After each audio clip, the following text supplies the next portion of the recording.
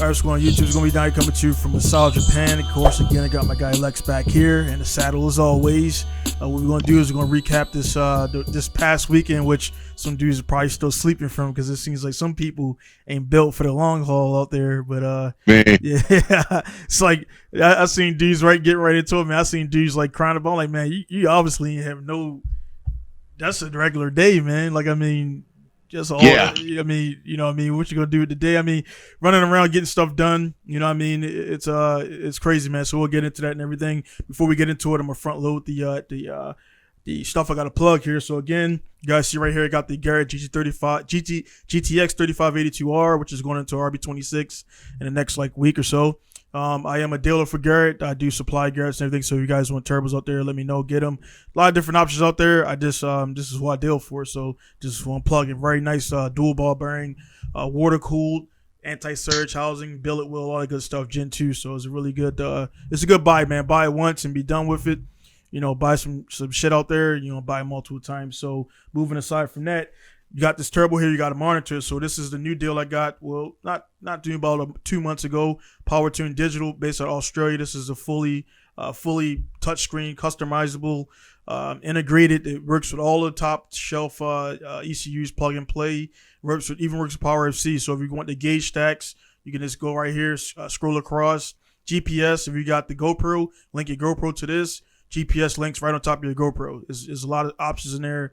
It's too many to name. So it links again with all of the top Motec, Haltech, Power FC link, Nistune, AEM, and all that stuff right there. And also stock applications like the GT86, FT86, the Barras, the different things like that. Those guys over in Australia. So you can plug OBD2 right into it and to go. So pretty cool device if you want to get rid of all your gauges and kind of show everything right there. So again, it's a very vital tool. AFRs and all that good stuff will be displayed there. So get me at downloadpinko.com. Also check the links below for that, man. So Lex, man, what have you been into, man? Over the since we talked the last time with the very good podcast with the guy Ryan Literal. Yeah. There was some real good positive feedback from that. Yeah. I talked to a few homies, but I drifted. Yeah. I said I was gonna focus on this racing thing for a second, but I couldn't. I broke down. I got weak, man. I had to go sliding, so we went sliding. It was a pretty chill day, dude. I had the spot to myself for like 3-4 hours, and that was really different. I've never had like a whole area to myself. Really? Drift. I kind of got bored for a minute, so I let my son drive, and he was tripping. He was having a blast, and then when the homies finally showed up, it was only like three of us, so we just were going having fun, and I was going over methods and trying different cars, and even getting my son in different cars so he can try the DEs, the VQ, what are VQs? VGs? VQs. VQ. Yep. So just got to ride with him and explain to him what was happening, the difference in torque versus how turbo builds boosts and things like that. So it was pretty chill. So I've just been drifting that, but we getting back to this racing thing. Yeah. Next week. I got you. But one thing I want to get right into, man, because again, you know, you see the climate out there with how people talk. You know what I mean? JTP, man, I don't know you personally, man, but your reactions is exactly what I expected, man. Like from talking to Lex about, you know, guys are there watching, man, talk the stories Lex shared about JTP, and just, you know, he's been around him and everything, know him a little personal than most guys know him and everything, man. And that dude, when he said what he said, dude, I just died laughing, dude, because I was like, if you would have said anything else other than that, it would have kind of been a little bit PC. And I was like, man, he gonna say you don't give a fuck. And he was like, yeah, I knew. I was like, yes. I was like, yes, man, because so many dudes have made up so many fucking excuses as to why. I'm like, bro, I paid, I'm driving. Fuck that. That's exactly. It's like I pay. I mean, if it was catastrophic failure, the car would have stopped. Bam, right there. It was catastrophic failure, actually. Yeah. I talked to him. Yeah, I mean, I know it was, but I'm like, the fact that bitch kept going, like the fact that it held together and did a lap. That's it. He said he stood in it. Yeah. And everybody gave him a shit fit about stopping on the starting line. He said he was trying to get out of the track, and they all ran in front of him. Right. Y'all seen that? Yeah. That was there. He's like, I'm trying to get out. I said, you were on fire. You know that, right? He said, Well, I would have took the fire to the pits. Yeah. He was like, I'm trying to get up out of there. But yeah, that was amazing. And I told him, I said, I'm proud of you for doing that. Because the thing that happens, dude, you get that far down in a battle. He would have totaled number one. Which car would have ran right into him? He would. If he would have stopped like. Oh yeah, because of the incident, and right. Osbo was on oil behind. Yeah, he would have ran right into him. It would have been a bigger incident, which a lot of people don't understand. Yeah, you start slowing down, and your man's on ice behind you. Boo bow. Yeah. Y'all both into the wall. It's whatever. He did the best case scenario. Dorks see it however they want to see it, but they don't see it like real men. Right. Stand on it. That motherfucker's making power. Yeah. It is what it is. Track has clean up. Staff has the ability to clean this shit up. Do that. You know what I mean? It's not in the driver's scope, especially at that point. Like I was saying, being that deep in the battles. Bro, you're in it, dude. You're yeah, he's in it. He's guaranteed third place because he outqualified everybody except for Chelsea. Right. At that point, in his eyes and his mind, I want Denofa. In him, about to brawl. Mustang supremacy is going on. I just got to get past Osbo. And the way that motor exploded on the run up, he said he grabbed fifth gear and he said he felt something. Like we know you feel when an intercooler line busts or intercooler piping busts, you feel when an oil line busts, you feel that thump. We've all had it happen. Right. You feel it, but he said he felt that shit. And he said it still made power. So he was like, "Yo, that's what I mean. That's what I mean by if it was like a failure to the point where power just it is down, like that was still about 800 horsepower for whatever. Yeah, or more. And because how much is like when his engine's tip top, what is he 1,000? Yeah. So that definitely he dropped 200 horsepower, big deal. You know what I mean? Dropped the Civic. You dropped the Civic off at the bus stop. Yeah. But another thing that we still have to respect and understand, the Illuminator motor and the power plant setup that he has in that car is a street car. Yeah, it has all the nice looking bits and everything, but that's what we need to perform. The cooling, the water flow, and then simplifying it. But that Illuminator is a street motor that comes in these cars, in the vehicles that get sold from the showroom floor or from Roush. Those Illuminator motors, he's turning up to the max. And we just saw one let go. He's had shavings, some have seized. There's been weird little things like that. But this kaboom, putting a patio door in the car, that's the first time that he's done that, and especially in comp.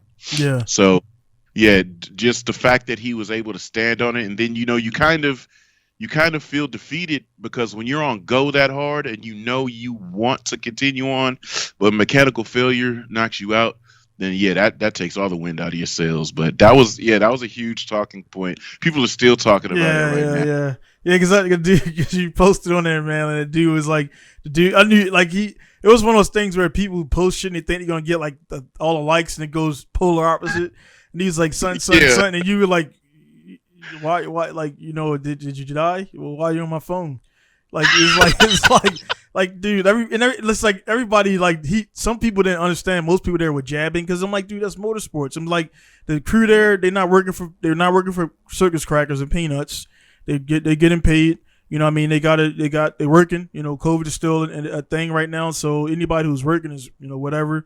Now, I'm not sure how much they're getting paid. That's not our responsibility. But it's like I mean, if it's oil spill after oil spill after oil spill, then I can see where it'd be a long day. But that was like the first stoppage of all. You had all these runs, and that was the only, to my knowledge, because I pretty much I woke up right as I think it was like I say, Love, and it was Love. It was like the top of the guys in Prospect were going. Prospect. It's like about 2 runs after that, Brewski went and everything, and then they started things up. And that was I think the qualifying, something like that. So yeah, man, it was it was. I enjoyed it, man, because it was like a full day of drifting, and pretty much I was in the shop watching it, and every time somebody runs a line, I would go back over there, check out the TV and everything and stuff like that, man. So I liked it, man, because it sped things up personally to me. Yeah. I was gonna say. So what is your thoughts on that? Yeah. How they're running? They're saving money. Okay, so they've changed the event format. Right. So for people that don't understand, it used to be. Okay, let's just say qualifying. I think we've already talked about. Yeah, we talked about it a little bit. Yeah. Whatever. Yeah, but the event now, they line up all 32 qualified cars. It's no longer just a top 16 intro. You get all 32 drivers in their vehicles, which is great for those that never get to the top 16. Yeah. You get to be announced. You get to turn it up for the crowd. Cool. From that point, they run it all the way to the end. There is no more. Real quick, Lex, how do you get to the 32? Is it a run before that, or just qualifying the day before? Yeah, so the day before they do the shootout qualifying, right. You do your first run as your best run. You've been practicing all day. You don't need to throw a soft lob and then throw a fastball. Right. You just go out and do your very best run. Best run puts you in your top 1 through 24, depending on where you're placed. Let's say 95. JTP scores 95. He's 1. Denofa scores 95, but he had more style. He moves into number 1. They're 1 and 2. So they don't have to run up. And then you said like you have the like the upper half, the lower half, and then pretty much you like 24. Right, you're on like the one done. Right. Mm-hmm. So you're like and on then that don't have the best score, or let's just say they qualified 28th. Right. Anyway, they go for a second run. If they scored a 95 on the second run, that does not put them in the top tier. That puts them at the top of the bottom 8, right, which means 25th. So if you run a 95 on your second run, should have did that shit on your first run. If you got it in on the second run, you're top of the bottom 8, which is 25th. So guys that don't need to run a second run, they don't worry about it. Guys that do need to run a second run, they do that. But qualifying now gets sped up, which means they could do pro spec and pro qualifying the same day. Which you get a day of qualifying. Right. You get a day of drifting, and they go, it's from start to finish, and it's great because that's how we grew up driving in pro-ams and everything. It's like I've had days where we qualified in the morning, and then we practiced, and then we went into tandem. And so it's kind of like the grassroots style. You're just drifting all day long. Right. So from this is top 32 intro, then it just hammers out the top 32s. And then you hammer out the top 16s, and then you just keep going. So there's no big, long, hella hours break, which you forget you were even watching drifting, or you went somewhere, or your old lady like, oh, you ain't watching TV no more. All right, let's go shopping. You know what I mean? And then you're rushing her back to, oh, well, and then you miss half of the shit, or you're on your phone, and she's bitching at you about being on your phone while you guys are out. But this is pretty cool. It speeds it up, and it's a lot of drifting. They purposely run Pro Series later in the evening because of their Type S light sponsorship. They get to run those underglows, and the tracks lit up at night and stuff. So it's pretty tight. And did you notice it wasn't pyrotechnics, but the compressed air on the starts? Yeah.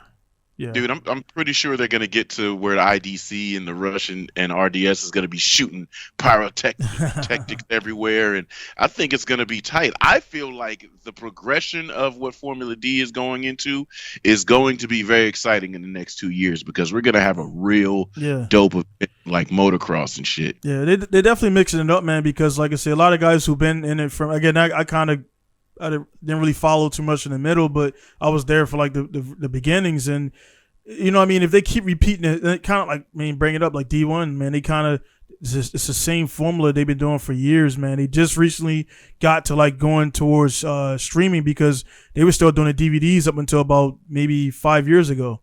So they were still doing the event 2 weeks after, press the DVD and sell them. Like, nobody's buying that shit no more, man. I stopped buying DVDs, the Drifting Gokus and the options, like probably about 7 years ago. Like, I'm here in Japan, I was like, that shit was, it's a collector's item.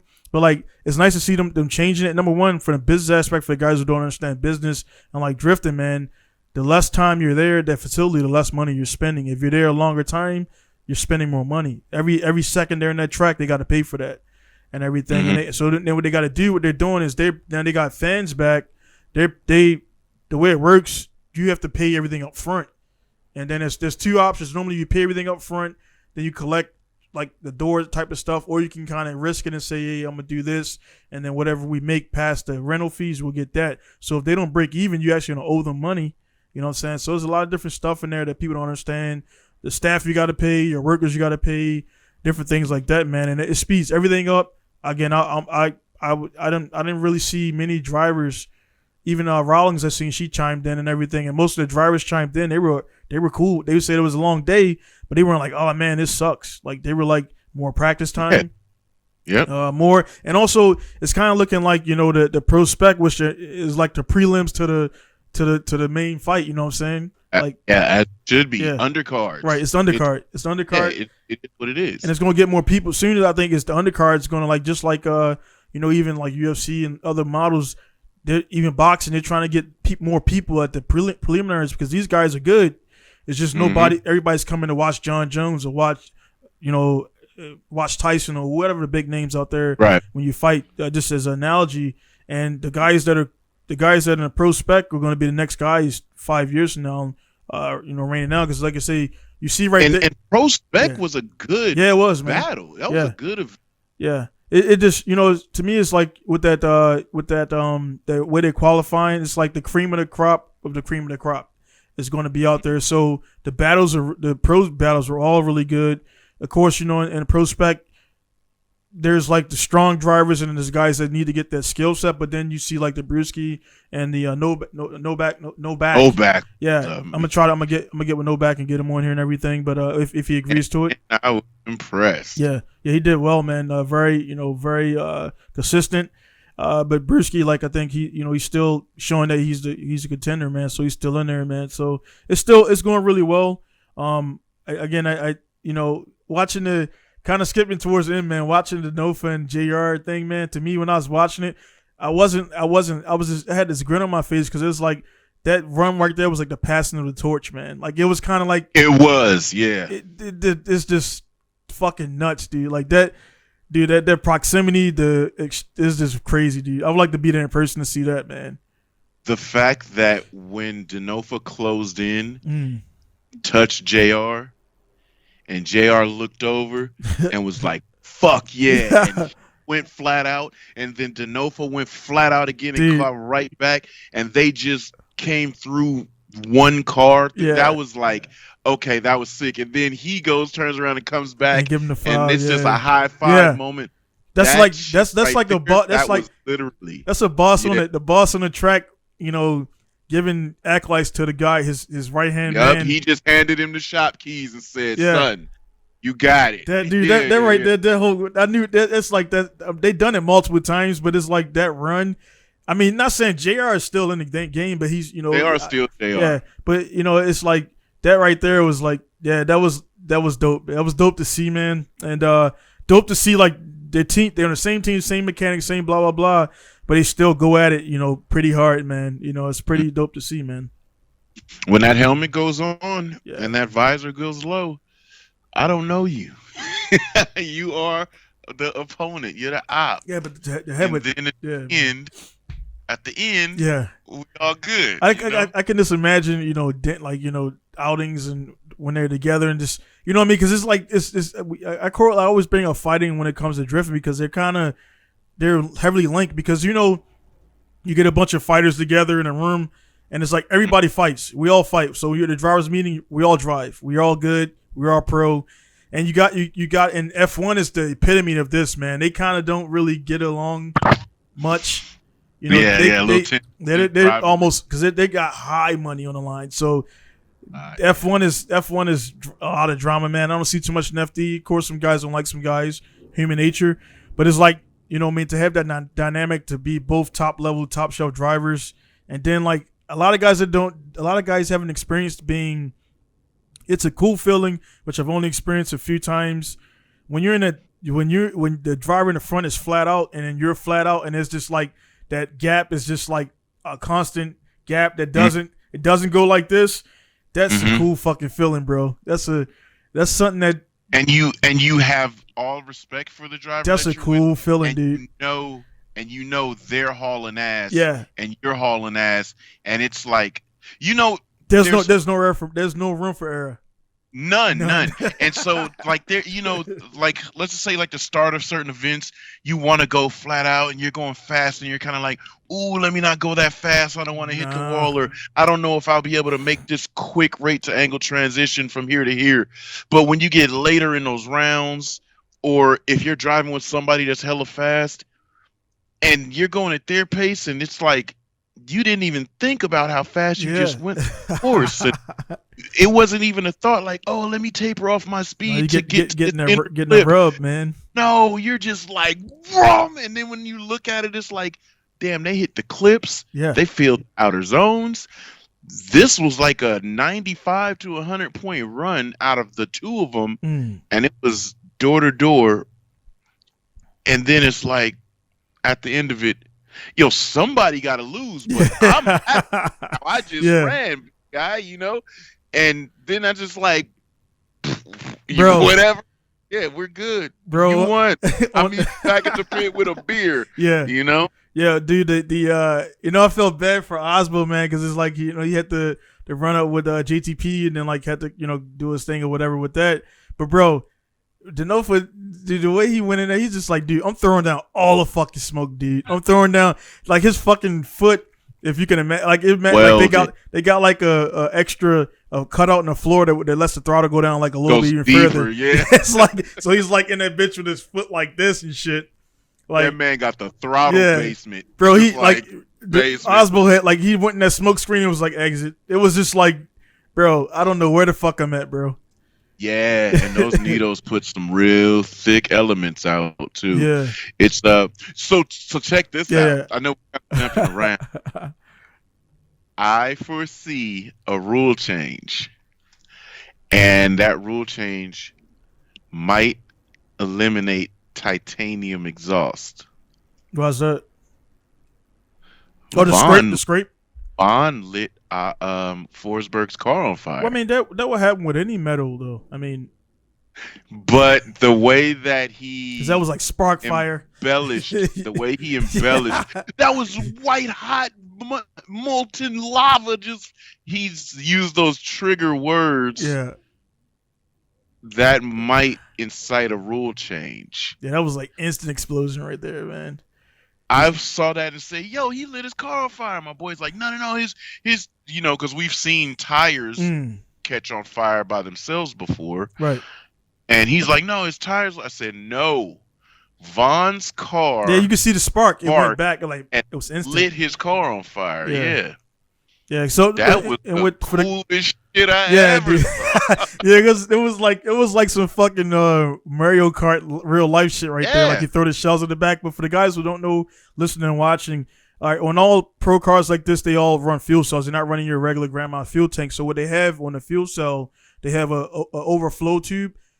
Pressure, because if you don't have that, the fuel cell will essentially explode if it pressurizes. So it's normal. It's a normal thing, and it happens a lot. It dries up and evaporates. Most of those cars all leak fuel. It's not a bad thing. It's just when you're pushing that much power, that much pressure, back pressure goes back. If that tank didn't have a release valve, it would essentially explode, and it would be very catastrophic. Because you guys will know out there when that's why you can't put fuel in a plastic can. And Japan doesn't allow it. In the States, they do it. The can has to be a certain can because when that can explodes, the explosion also is gonna catch on fire immediately. So there's no spark, it explodes. The vapors are the worst part of fuel. Right. Yeah. So that'll blow up and do damage. So anyway, what happened? It just happened that his shit spilled out at the same time the JR dipped down, and then you get the spill. You get wet fuel that's still fresh in vapors, sparks and ignition fuel. That's why you don't smoke around when you're filling up your fuel and all that shit like that. That was amazing to see. And I mean, it felt bad for Forsberg, but this is like, damn, dude. Like, what? Yeah. I'm not gonna say I felt bad for him. I know that had to have been the most confusing thing on the planet because as they're coming down. If you look at every single RTR car's run, it comes down off the bank and it sparks every single time. So as he came down and he saw those sparks, I know he was probably like, ah, cool. Same thing that we've seen happen, but when the flames erupt, because he went short, like he Yeah, yeah, forgot where yeah. he was. He went infield and rolling over signage and shit. But that Yeah. was probably so alarming that, I'm oh yeah, I'm shit, pretty. I'm on Yeah, fire. yeah, because I'm pretty sure that flashed through the cockpit. You Yeah, just yeah, see yeah, yeah. orange. Yeah. Everywhere, everything inside just probably lit up, his roof and everything, because the back of the car lit up, but the whole front of the car, it had a element of fire as well. So Mm. he just was probably caught so off guard. Car just Dude, went to the smoke, moon. smoke, noise, and fire, bro. Like Oh that's man, just apocalyptic or shit. It's like, yeah, yeah. dude, those It was motherfuckers, man. Like, dude, it's just. I mean, again, I don't. Me and JR's from Annapolis, from Baltimore. We never got a chance to really chop it up. I told that story before. I kind of screwed it up. But the yeah, man, it's like, bro, they're becoming like the fucking pretty much like the Mercedes or whatever, what have you. Like, kind of, it's just like they're constantly up there because they just got the resources, they got the drivers, they got the yeah. team, man. They got all the factors you need. And then some guy pointed out, like, and it kind of was a agreeable thing because I see it here in Japan a lot, and I can actually do it now. But the guys who won in D1 GP, they're the guys that are there as soon as the track is available, and they're testing and tuning. The guy like myself and the guys that would all roll up the day, I would be late to fucking practice and get like an hour in before they close. Then I got to show up the next day and try to practice during qualifying, and I never did well for that reason, man. So the guys that are there like early, and I'm pretty sure the JR and those guys are there as early as possible to get everything dialed and walk the track, get the diff ratios, because a lot of people don't have, even if you got the quick change, you got to do a few laps to see if this ratio is good to go, if this gearing is good to go and everything, man. So it kind of it comes down to it's driving ability is like the last thing. I mean, would you agree or disagree with that? Yeah, yeah, yeah. I mean, the top guys Yeah. that do the best at every event Yeah. early in the morning when it's very close to track open time, like hot track time, the driver don't even have to be ready. The crew gets the car and they have the cars in line first. Right. They need the track ASAP. They're going to get all the data they can collect and everything first, very quickly. So all of RTR cars, Forsberg, Osbo, everybody's cars are already out there ready to rock. And then you'll get the stragglers. Oh, hold on, let me put my suit on, give the last people high fives, and then I'll go. Nah, the real serious dudes, they're out. Soon as practice starts, they're in the first group that they can get out on the track. And yeah, I'm very, like, I've driven so many different cars that have had so many different ailments or anything. I'll figure out how to get, like, Dean Carney, for example. His Viper broke a rocker. He got a rocker from Matt Field, shaved the shit down, tightened it down. It didn't stay tight. They kept having to pull the valve cover off and tighten it down after every couple runs, but the car ain't running full power. Who cares? Send this shit.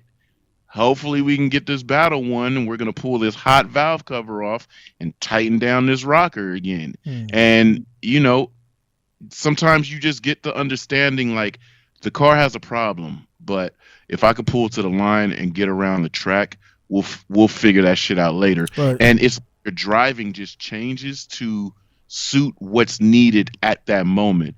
And half the time you can't even tell something's wrong, Yeah. That's true, man. That's kind of like, reverting back to what we talked about with, we had Ryan on last week. Ryan, he's, the thing about it, man, like, issues are going to happen, man, even if your car is tip top shape before the event. But, like, you don't want to go into the event with a bunch of, in the back of your head, e-brake sucks, this, and this. And we've all done it. I've done it. I'm not sure you've done it. Some shit was like, whatever, load that bitch up, let's go. And it's like, you kind of deal with it there. And then also, we talked about a bunch of podcasts ago. You get there and that problem is there, and you can't even get you get like a lap in, like, this shit ain't working, man. You figure you would figure it out, and it's like, but then you feel the rest of the day you don't go home like a bitch and cry. You just most times got other guys like, hey man, can you check my car out or do something to drive this? So you still get to drive, but you want to drive your shit. And the thing about it, man, is like, you want to be prepared, because if you're unprepared, if you're prepared, you're gonna have issues still. If you're unprepared, you're gonna have double issues, man. So and like Carney's car, like they probably weren't foreseeing that, but they're at the event. What are you gonna do? You're gonna fix it. You already paid the entry fee. There's no refund. So let's get this done, man. So and people were saying like the Viper engine and the LS engine are really similar. They're apples and oranges. Yeah, but that part they're able to use to make it work. Yeah. Because it's not like he could send one of his crewmates, "Hey, go down the street to AutoZone, get a Viper rocker." Yeah. Nah. Not happening. Nah. So it's like, Matt Fields, you have a V8. This is what my shit looks like. Oh, but you can use this if you can make it work. Let me get it. You know that shit could be this much off or this much off, however off it. Yeah, because most of those parts are like they're not. A lot of guys don't realize these cars. I mean, they think every car out there, man, is just, like, dude, they're all relatively the same. I mean, we talked about before. You got fucking it was a Murcielago. Which one of those used the 300ZX headlights? The Lamborghini? Oh, Diablo. Yeah. So you got a car. That's a supercar or hypercar. That's a supercar. That's before the era of hypercar. Right. Yeah. So you got supercar that's running 300ZX headlights. You got a Lotus Esprit running Hachiroku taillights. Like, it's because it doesn't cost. The headlights and tail lamps we talked about before is the most critical part to get passed by DOT and NHTSA. That it's a very, very tedious thing. So take the ones that work, scrape the Nissan off, put Lamborghini in there, you're done. Yeah, how many times have you popped the hood and seen Mitsubishi equipment? All under your car. I think the McLaren P1 uses something like Mitsubishi turbos. Shit's already done. Gets them Eclipse turbos. It's already done, man. That's not the object is just to drive the cool car, but like people don't realize a lot of those parts, and that's a cool thing right there, man. So unfortunately, if you had an LS, I'm pretty sure you have man. If the guys want to share it with them, because some guys like, nah, I ain't got it. They got 5 of them, but they're not. And not. Hey, that's the thing too. I'm not, like we said in the beginning, man, with the No Friend JR, man, they got everything pat down and everything, stuff like that, but it's still competitive. And some people be like, nah, especially if you said some slick shit about them or to them a few years ago, they're like, nah, nah, man, I ain't got no rockers. And they like, hey, man, put those shits away. It's like, those away. Hey, the spotter comes running up and say, hey, I heard they got some rocker issues. Oh, yeah, put those away. Put those up. Yeah, put those shit up. That dude, I asked that dude for double cheeseburger. Go ahead. Yeah, right. So the only rotary in the field, is it the car or is it the driver? Kyle Mohan is struggling. Man, I just think, man, I don't know Mohan personally, but is he doing this just for advertising and fun, or is he doing it to achieve everybody there wants to win? So that aside, I don't know, man. I think they said he's really busy with his business. Kind of sounds like mine was just me running a show. I'm not sure if he got staff. But like, yeah, man, it seemed like he needs like a more seat time to the car. I don't think the car's a problem, man. I just think I don't either. Yeah, I think he just needs more seat time. And it's not a knock against him. I don't know him personally, but I mean, I'll speak for myself. I mean, I'm confident in my skills. But right now, if I strapped into a car, I wouldn't be very competitive because I haven't had seat time in the last 5 years. Competitive seat time in the last 5 years, yeah. So. You can't just jump out the couch, man, and rely on intuition and muscle memory. Yeah, because I don't think there's only a handful of times I've seen Mohan driving like fun events or party events or just driving in his non-competitive time frame. You know what I mean? Right. I think the car works fine. I think. Yeah. I just think the lack of practice to refine settings to make the car more comfortable to drive, because you're at the limit. You're at a very bonkers level of performance, and people say, oh, well, he's been driving for years. Yeah, but this shit has evolved in a very, very steep way. Again, looking at fighting, they got right now they're talking about GSP coming back against Khabib or Usman. Like, GSP was good in that era where it was like late 90s to early 2000s. It's a whole different game where like the cats that are training now, they're not training judo, they're not training jiu-jitsu, they're training MMA. They're training only that since from the 10 or 9 up to like adulthood. So you got different guys that don't, you could take an OG from the 90s, he would get waxed today, man. And that's kind of what they're seeing. So, like, skill, again, everybody that's there, prospect, the top to the bottom, we all know they can drift. That's not a question. We all know they can drift. If you go to a regular grassroots day, everybody there gets down fully. Everybody there gets down. But competition thing is a different thing, man. And like I learned the hard way, man. It don't matter how many laps you do solo. Competition can only get good in competition, man, or driving against other dudes that are your level, man. That you're not just pushing around the track and shit. Yeah, because it helps you elevate. It helps you. Like it's like when you go out there and you slide and you're feeling like you're killing it, right? And some dude comes and you're like, oh, I'm gonna do a chase run behind him, and this man turns his volume up on your scale at 11. For him, he's chilling. You're like, whoa, oh shit. Yeah. Well, let me drive with him again and see, like, how can I figure this out? In the second you figure it out, it's like achievement unlocked. You've now broken that levels limit. Now you're like, okay, well, this is what I can do in the car. You haven't perfected it yet, but you could push that. And then you keep going and you keep pushing. You drive with other guys and see he does this different. He does this different. And if you could pick and pull on all the things that work for you, then you level up as a driver. It just happens. And now all of a sudden, you don't even know it, but you're such a more capable driver. And then once you realize it, you're like, oh shit, I kind of get down now. And this is way faster than I see. If you look at old footage, you'd be like, I see what I was doing wrong for so long. And now it's all good. And I just kind of think like with Mohan, he hasn't won that many battles in his whole career. And it just seems like he does the same lap every time. Left foot brakes here.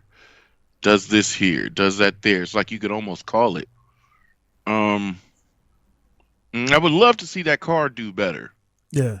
I would love to see being the only one there, man, definitely, man. Cause it's like it's like the fact that he's known for the rotary and it's the only one there is like it makes it extra standout ish. Like if somebody had an SR20 there, it'd be the only SR in the whole field. It had to be like SR20 VT, like that's built to the gills. Yeah.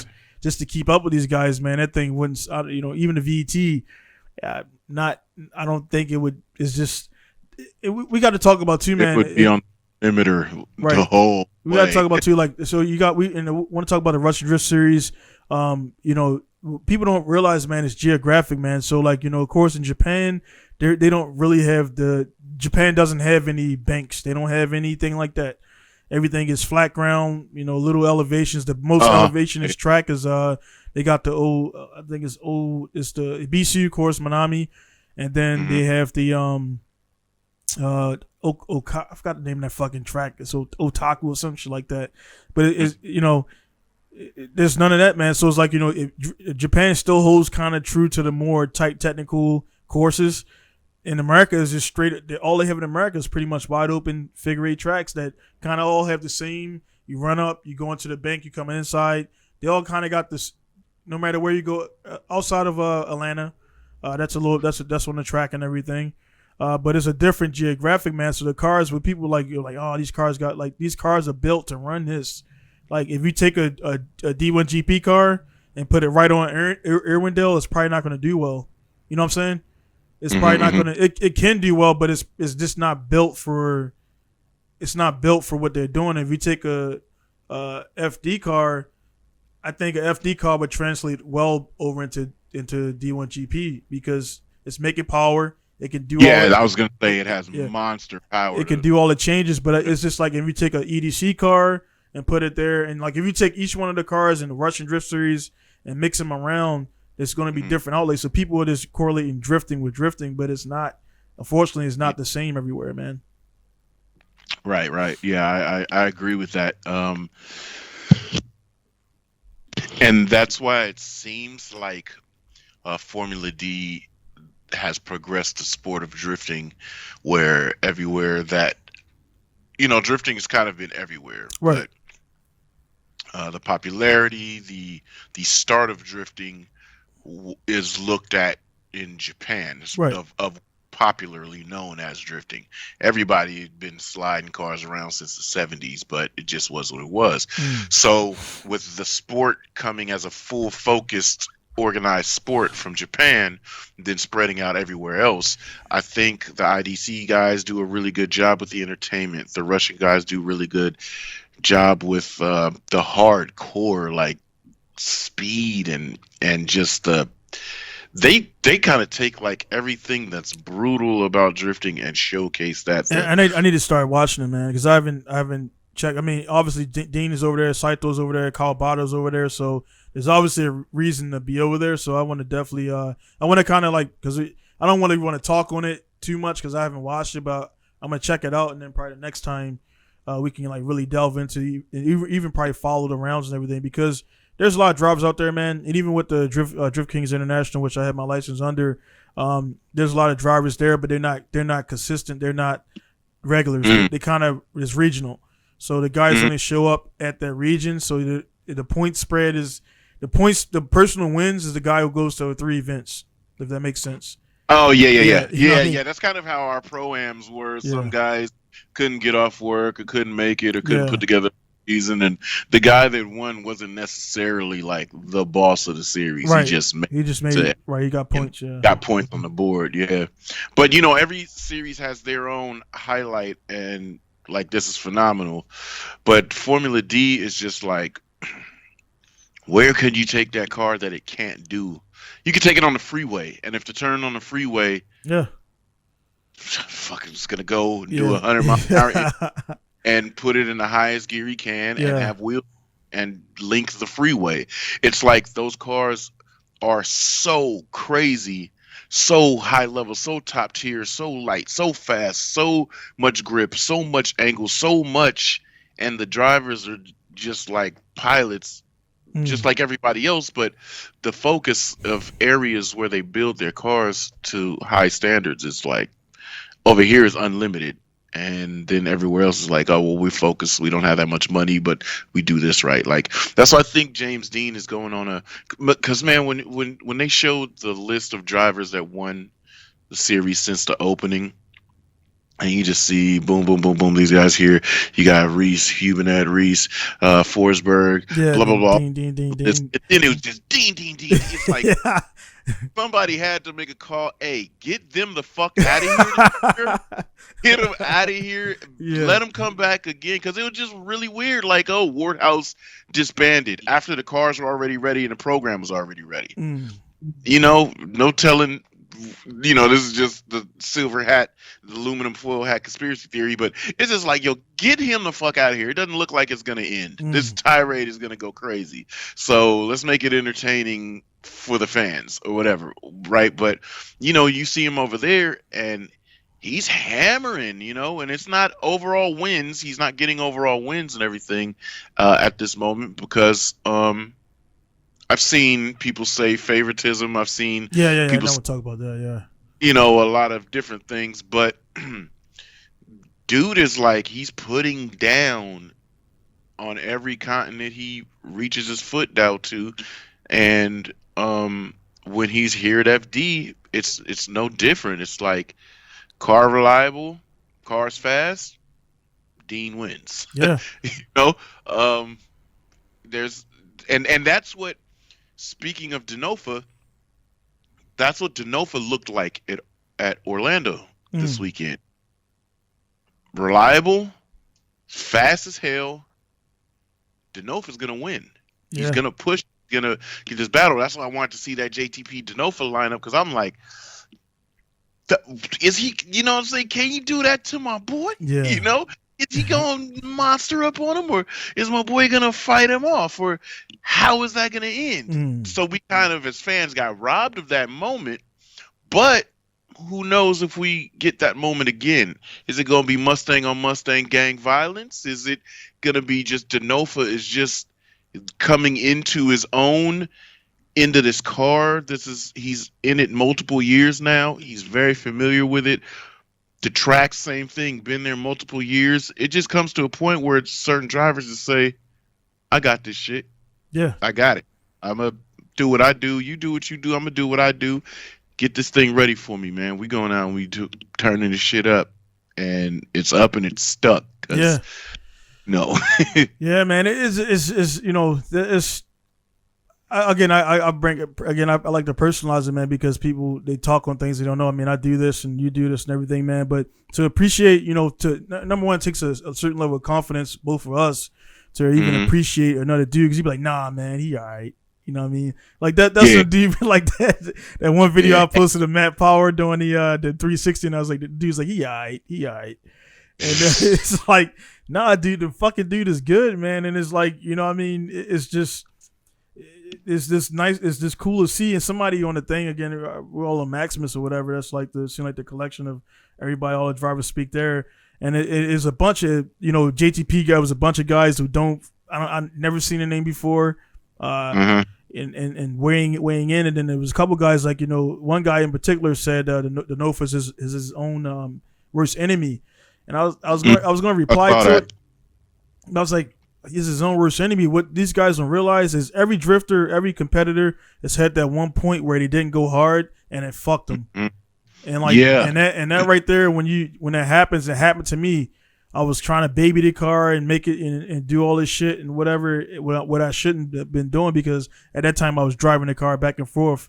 I didn't have any trailer or nothing. I was driving, so I was like going hard, but like let me save it a little bit so I can drive home. Yeah, you leave them in reserve. Yeah, right? And that's not how you're not gonna do that. You gotta fucking rock out JTP signature. You know, I know I'm still gonna hammer this bitch down.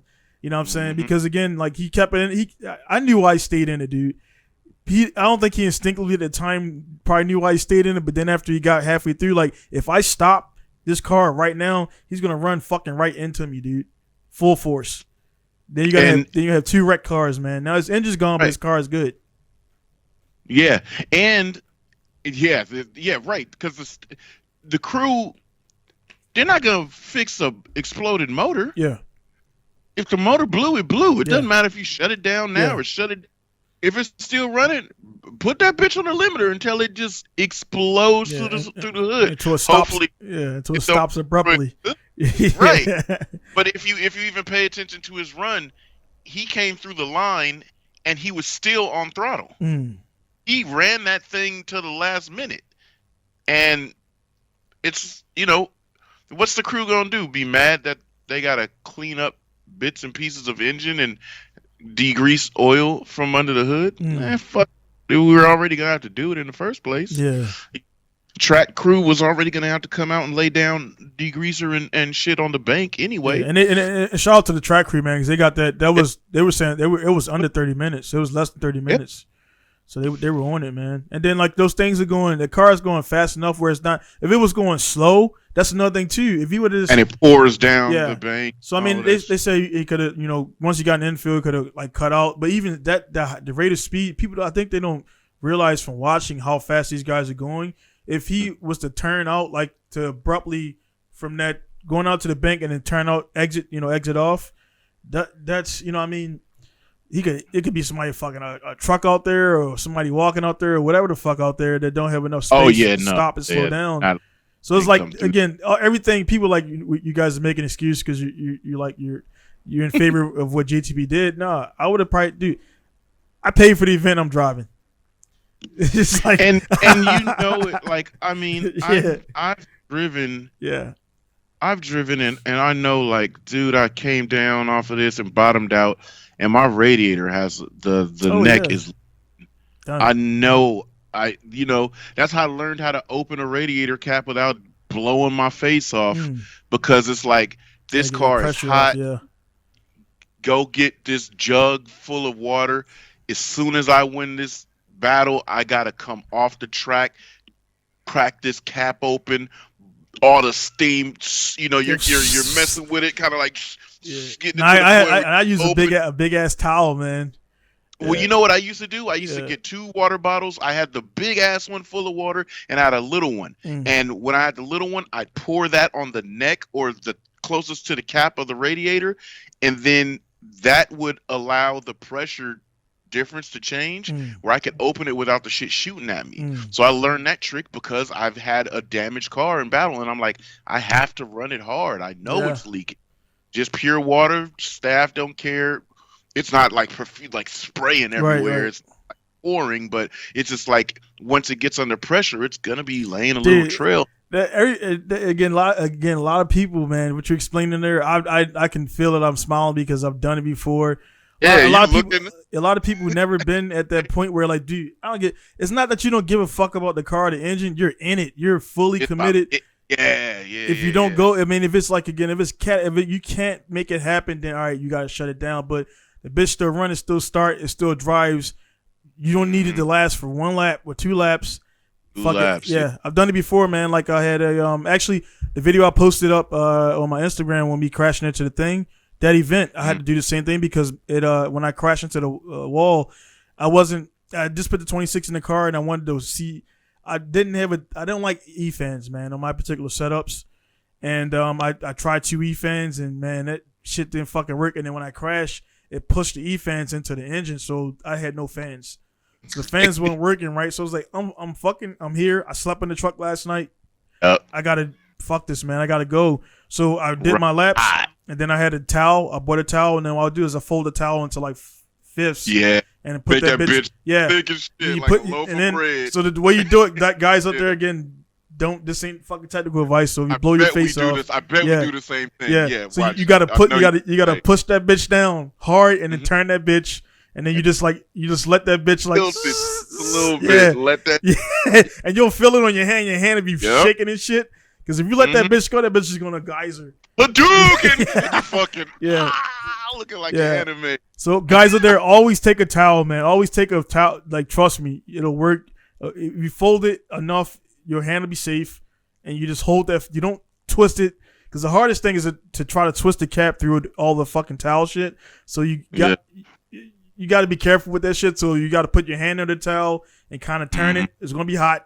And then once you get that shit to unlock, then you can just let it up slowly until it's out. Because the thing is, if you don't do this, you got your hoses or eventually, because all your hoses are fucking as fat as they can go, because they're about to explode. Yeah. Because that steam is looking for the easiest exit. It's going to be your auxiliary hoses, your actual radiator core, if it's not anything other than aluminum, which it shouldn't be, because I've blown plastic cores up plenty times.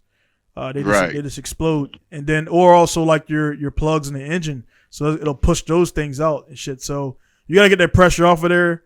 Let that shit. And the thing about the cool thing, when the pressure's gone, it's normally just vapors and shit. And it's gone. You just let it chill. You fill it up, and you go. Just bleed it real quick, and there you go, man. So I learned my process because I've been between battles, and it's like, fuck, I gotta get this thing, get some new water in there. Yeah, because cooler water. Yeah, this shit is molten lava, and let me get some cooler water in there so I can at least drop the temp down a couple of degrees so I can go heat it right back up. Yeah, but we've all done these things, blown transmissions, blown gears, and it's like, yo, third, let's figure it out. It's like, man. That's why I love. That's why I love it, because, man, we think outside of the realms of what a normal person can think that their car can withstand. Yeah. Right? Normal guys, oh my God, I have a slippy clutch. We be like, that clutch slip?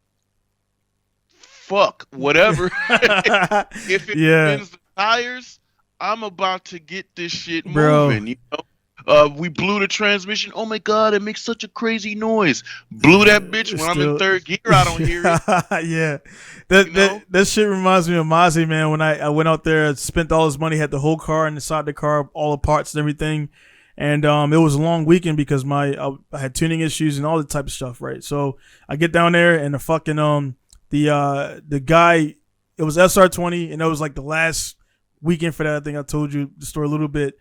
But the guys who didn't hear before, man, I got to the event. All you guys know the SR20 got the pivot ball in there, where the pivot ball it pivots and everything. So it's like a fulcrum point. There's a little ball that sticks out. So the SR20 has 2 issues for guys that don't know. If you run a twin plate or Gore OS, you got to actually shave down the input shaft because it's too long. And what happens? It hits the clutch. because it sticks up. So what the guy didn't do, when I first got the car, it was broken. I didn't know what it was. And I put another one back on there. Same thing happened. It broke off again. So the fucking input shaft was just like doing whatever the fuck it wanted to do. And it didn't have the pressure. So essentially the focal point was gone. It didn't have the pressure to push in a twin plate unspun clutch. So it would just not go in. So the clutch pedal had pressure, but it wasn't enough to engage. So I'm on the line. It happened on the line. I was doing my laps. I had a little bit of pressure, and then that second lap, I had no pressure. On the track, hot track. So what I do, I put that bitch in third gear.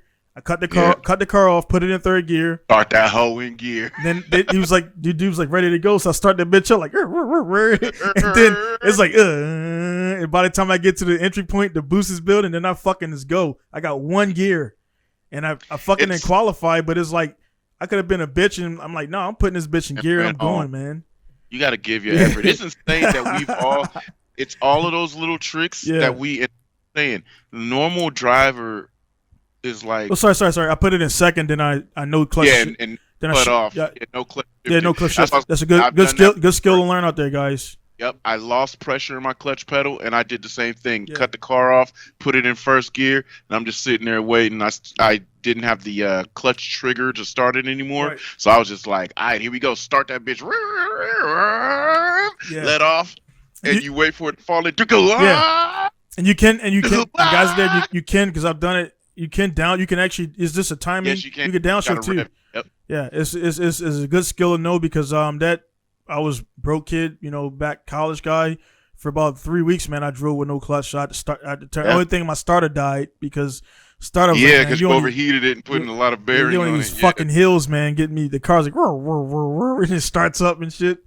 That shit got over real quick though, man. But it's a good skill to know clutches shifting. A lot of old cats do it because they would have to double. It's a double clutch thing that people will apply on the regular cars and everything. You drive trucks today, double clutch and you push it in. Yeah, yep. Disengage, push it. But this is the gladiator thing, man. And I like to see it at the top level. So that's why Justin's effort was so valuable. And the Nof even co-signed it. So it was like that right because there. At that level, that's what you're supposed to do. I'm not gonna give this away, dog. Yeah. Like, let's go. I'm here. Yeah. Fuck that track. Yeah. It's like that ain't the first time that track's seen oil. That track gets so disrespected without Formula Air. They're dragging buses and boats all through it, having demolition derbies. Yeah. What the fuck we showing this track respect for? Fuck this track, man. Every track out there that runs cars has seen oil in his life multiple times, man. What the hell wrong with y'all? That shit, that rain will wash that shit away. Right. And Carney, going out there knowing that he has to pull that hot ass motor apart and do work, like that's gladiator shit. I love to see it, man. I love to see it. That's what makes me excited. That's why I always say, guys be like, oh, you ain't burnt out of drifting, man. I'm a fan of this shit, dog. Yeah. I cannot drift and get my feel of drifting watching these dudes. And I go back and, like this weekend, I went back and I'm drifting myself and I'm like, man, not the mere mortal. They can't do this. Yeah. Mere mortal they can't do this. Like I said before too, man. It's weird because like we mentioned the thing about being on the airplane. It's like when you're in the airplane, man. Like generally everybody. It's like I don't think they're be man, maybe I'm wrong, man, but like generally on the airplane, you're in an airplane with a bunch of strangers, man. Every one of those people on there, to include the pilots, have different skills. The pilots are flying. That's a cool skill set, but they might be good golfers as well. A lot of the pilots, like Tommy Soule, he's a fucking FD driver, and his passengers don't know this dude's a fucking FD drifter and a private pilot, and he's flying them. They don't know that guy is a fucking drifter. They're like, this dude fucking drives cars sideways and he's flying me, and everything. And he's so mild-mannered. Yeah. Yeah, man. I'm like, we talk. We'll definitely get him on here, man. It'd be a good, cool thing to drive and get up with him on it. But it's like, man, people don't know, like they're sitting, like they don't know, when they talk to you, like, because you don't have like all the shit above your head that you do, and your accolades sitting right here, your spec sheet. Yeah. So when you're at a bike meeting, for you especially, man, because you're in bikes, dirt bikes, you're in a lot of different motorsport shit too. It's like, I'm good. I'm nice on a bike, but I also do this in the car, and they be like, so they're like, man, that shit. They're like, you fucking nice on the bike and you're nice in the car. It's like it was so funny. So my homeboys at the track, they had been talking about me to their girls. So She's like, "Oh, you're Lex." I'm like, "Yes, ma'am." And I'm just chilling with my wife, my daughter, my son. I'm Yeah. just sitting in the trailer. We got the easy up, so I'm just cooling. So when she comes there, she just sees a mild family dude, and then they're driving. So every girl is impressed with what their boyfriend can do or whatever. And then she's just like, "Lex, I want to see you drive. I've heard so much about you driving and whatever." I'm like, "Okay." Just go Yeah. throw my helmet on, get in my car. Then I go and blast, and she's like, "Holy fuck!" Yeah. It's just like, It's like, you available? It's like no, it's but no, like it's just like, but that's what I like, dude. Is that I like that I could be so chilling, so unassuming, mm, you know, just a black dude. yeah. But then it's like, wait a second, Yeah. you could do Is this this a and man? at a good high Yeah, level. it's just better to let the shit talk, man. Like, cause it's like people that, again, I meet a lot of guys that they don't know to the level of what I do it. They see the cars, but I don't, when the customer comes here, we're doing whatever to try to get the transaction done and get you out of my face to get on to the Yeah, next thing or whatever. So I'm not really like, hey man, yeah, that's my car over there. You see that right there? Like, yeah, boy, I get like, people like, people like that who be like talking their shit up and then they're not even really yeah, that good at it though. It's like, you know all what I the mean? time. That's what the internet is. Yeah. That's literally what the internet is. Yeah. Just be the motorcycle guys are funny because they post they post a photo of a chased ass wheelie like this high, Mm. and it's like I know I've seen it a million times. You had the throttle wide open and the bike wants to come down and that wheelie barely, it's this high off the Yeah. ground. Oh, I was at Ballast Point. You a lie. And then a photo with a bike almost looping, and you look at his foot, and it's back off of the brake. It's on the It's like both legs, and, like yeah, it's like what are you doing, dog? You're sitting back on the back seat. You could see the whole body element is like, oh my god, it's fear. And they're like, yeah, there's 12 o'clock. I was like, you almost looped. Either that or yeah, you ripped a hole in your seat and your butt grabbed a whole chunk out and it's in your asshole because that's not on purpose, dog. I yeah, can tell it's not on purpose, But it's just like those kind of things, and when you sit back and you're unassuming and people start to running their accolades at you, and you're like, "Oh, that's what's up." yeah, yeah, And then, exactly. That's pretty much my. That's pretty much my. Because I don't know, man. I never did that, man. I never had to be like. It's like they see it or they don't. So we go to the track or whatever. It's like it's always that it's gratifying, because you don't have to talk yourself up. But when you go to the track, especially with new cats, new generation guys, they don't see you at the track all the time, maybe. So when you go there and you lay down the lap and shit, and it happens every time because the guys come back and he's like, "Oh man, I didn't know you. I heard about you, but I didn't know you were that good." I was like, "Yeah, man, I've been doing it for a little bit." oh yeah, That's all I say. So yeah, I've been doing this for a yeah. while, and that's all. That's all you gotta say. So like guys, like case in point, I posted the video up just out of fun because I had the RB Army stuff. I got to start posting up on there, and I was just testing out that when I crashed into the wall, and I was just testing out that car as the first event. And I was like, the car was driving me, if it makes sense, because I wasn't stable. Right. And it was uncharacteristic of my driving style even at that point 7 years ago.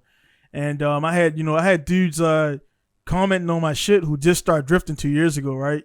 Like, hey man, maybe you should try this. I'm like, yeah, cool, dude. Like, you know what I mean?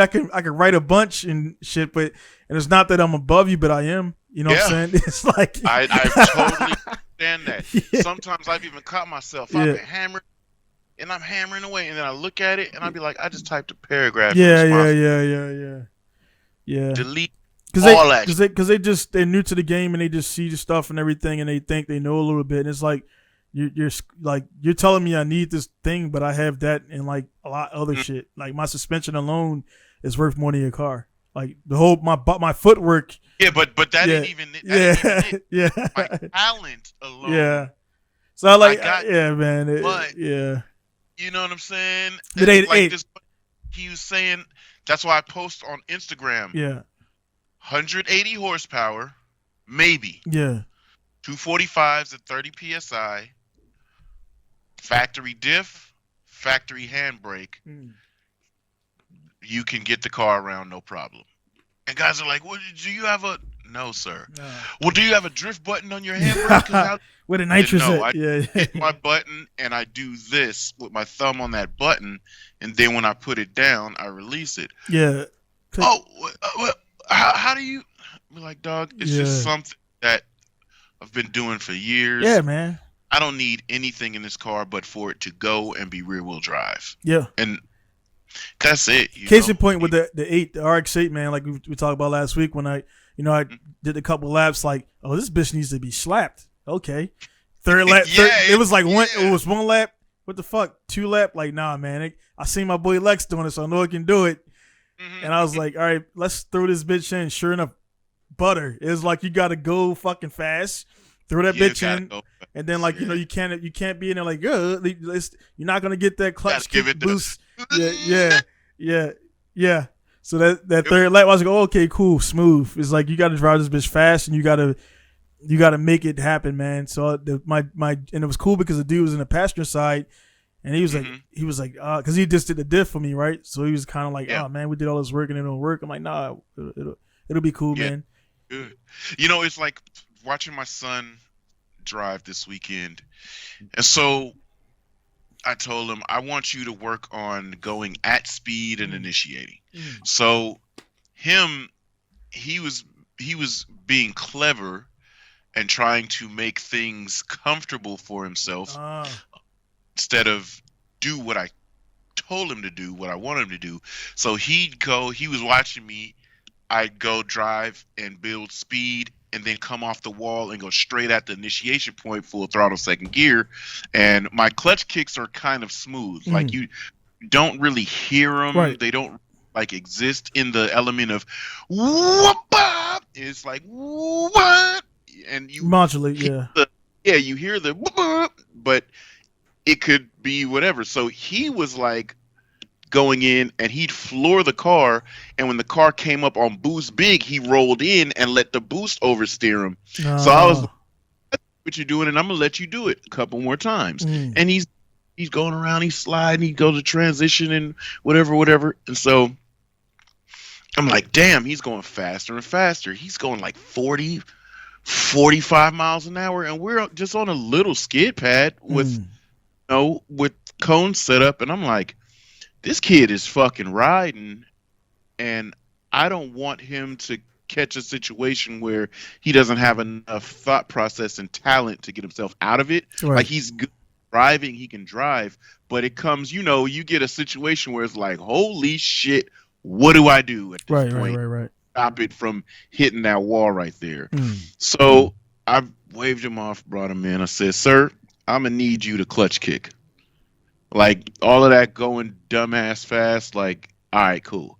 But clutch kick it where it gets straight to angle. And you and I know, we know when you do something like that, your speed scrubs when you the big angle quickly. And then when you stand on it, you feel the push and the force, and you go around, and, where he's working really hard to try to slow the car down and then make the next transition. Now he's out of boost. He lost his wheel speed and everything. It's like you're making it harder on yourself. So, and the equipment, because now you over here, like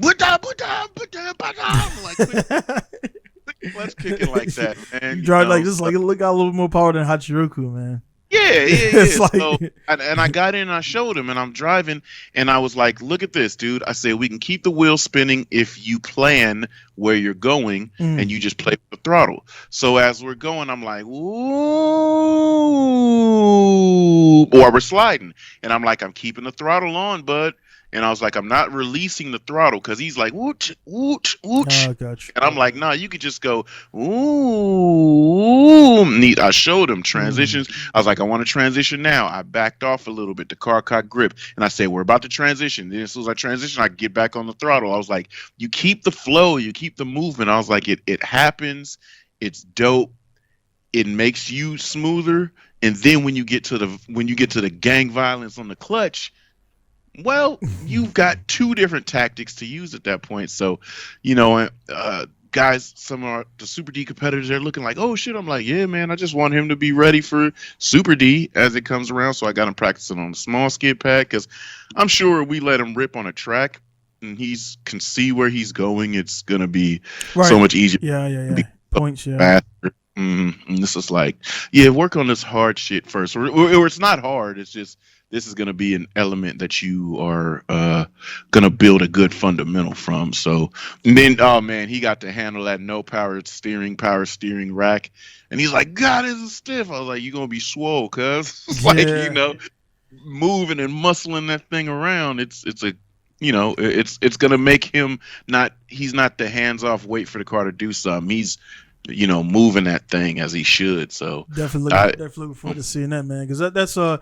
reminds me of the one of the cats here, man. And again, this is one of those things where again, like people like they look at other people's situations, like guys looking at you and your son, and people looking at Man Mike and his son and stuff like that. And it's like, oh man, I want to do this and this. Like, you got to set time aside to do it, make it happen, and everything. Have the resources and stuff like that. And then there's a cat here in Japan. A dude, like, no shit, man. I watched a dude start drifting. I was there the first day he started drifting, and he was like 14. He couldn't. They had to put his seat in there because he was like at the time he went from like this tall to fucking blew up. Yeah, growth spurt. Yeah. So he blew up, and now I think he's like 17, 18 maybe, and he's he's already a FD Japan driver, already D1 GP, D1 lights. He already has D1 GP license.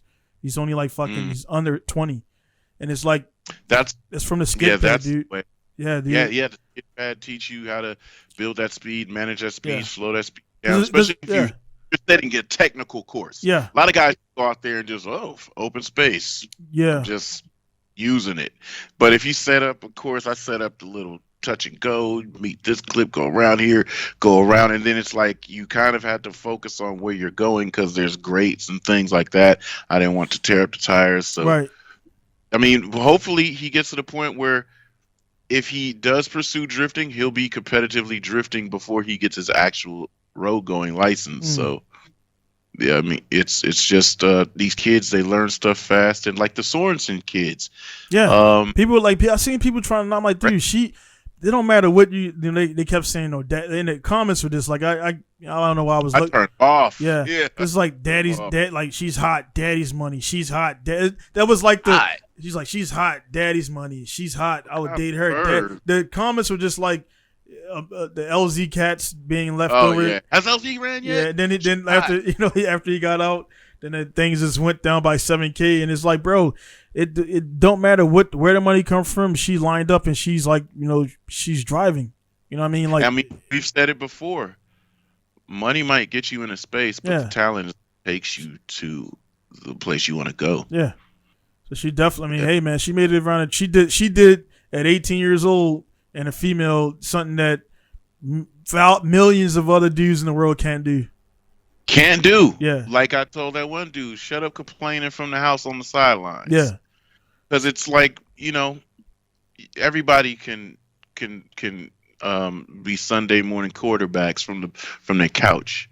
But the problem is when you really get there, when it's really you know how it is. You know exactly how it is, man. When lights are flashing, when the camera's going off, the crowd's yelling. How many times, man, you've been around a dude, kind of talking about, like, you had a bike or a car, and I'm pretty sure you've seen it, experienced it, and the dude be talking, and you're like, all right, hey, here's the keys right here, man, go do your thing, and they be like, oh, nah, man, and then they be like, they can't stop laughing, they jittery, they don't get in the damn car, like, oh, you talking all this shit. And my fucking son. My son was on live. Oh, yeah? I gave him my phone. Yeah. He was live while I was driving. Everybody was on live, was like, oh, we want to see you drift. Now, he's driven a lot. Yeah. He's drift a lot when it's just me there.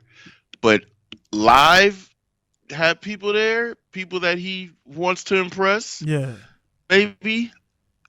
And this motherfucker stalled the car, taking off in first gear like 3 times. Yeah. I'm like, what is this? It's because it's like that, it's like nobody wants to fail, and that's the biggest thing where a lot of people don't, like, bro, if you don't get off the couch and do it, you're gonna be on the couch, man. It's like, even if you like people, I think that's the biggest thing, man, with everything, man. Motorsports, fighting, everything is just like people, they're so afraid to fail. I'm like, bro, okay, you fail. So what, man? Like, you didn't look good in front of millions of people. You get it. You get to do it next week, and eventually people will see that progression. Now, if it's a consistent thing where you're just consistently fucking up for 5 years straight and you make no improvements, then it's like people going to be like, yeah, you're gonna, that shit up, B. right? And people going to be like, you're going to be already counted out, and nobody's going to bat an eye about it. Like, why are they being hard on him? Or like, because I heard the first thing I heard about the Sorensen kids, well, adults, was they because the brother's pro, right? Yeah. So the first younger. Yeah, the first thing I heard about them was, I guess, they ran into somebody or something like that. Blake Host destroyed Blake Host's car. Blake got second place. Right. And it was funny when he went against Sorensen's sister. I was like, oh, he paying his sister back for what he did to him, because they had a fun run. And Sorensen, he came. This is what Blake said, so it's alleged. We'll just say allegedly. Blake's driving. He's on the line, following everybody else. Sorensen came out like a bat out of hell, beelined right into his car. Blake's pretty much self-funded at that point in time. He did not have the money to fix that car. I heard that the dad offered to do something like that, or was that No. So nothing. They were like, tough titties, bitch. Get your shit together. Right. They got the car fixed. They made it to Pro 2. Blake couldn't get his car fixed like that, not quick enough to make it into the Pro 2 round. So it was, there were so many things going on this weekend, like Blake having a great showing in Pro 2. It was just like, that was cool. Hey, ironically, he went against one of the Sorensens, and he was the victor. But yeah, it was there's a lot of alleged stories as to why that issue happened, but I'll let those people tell those stories. We're not.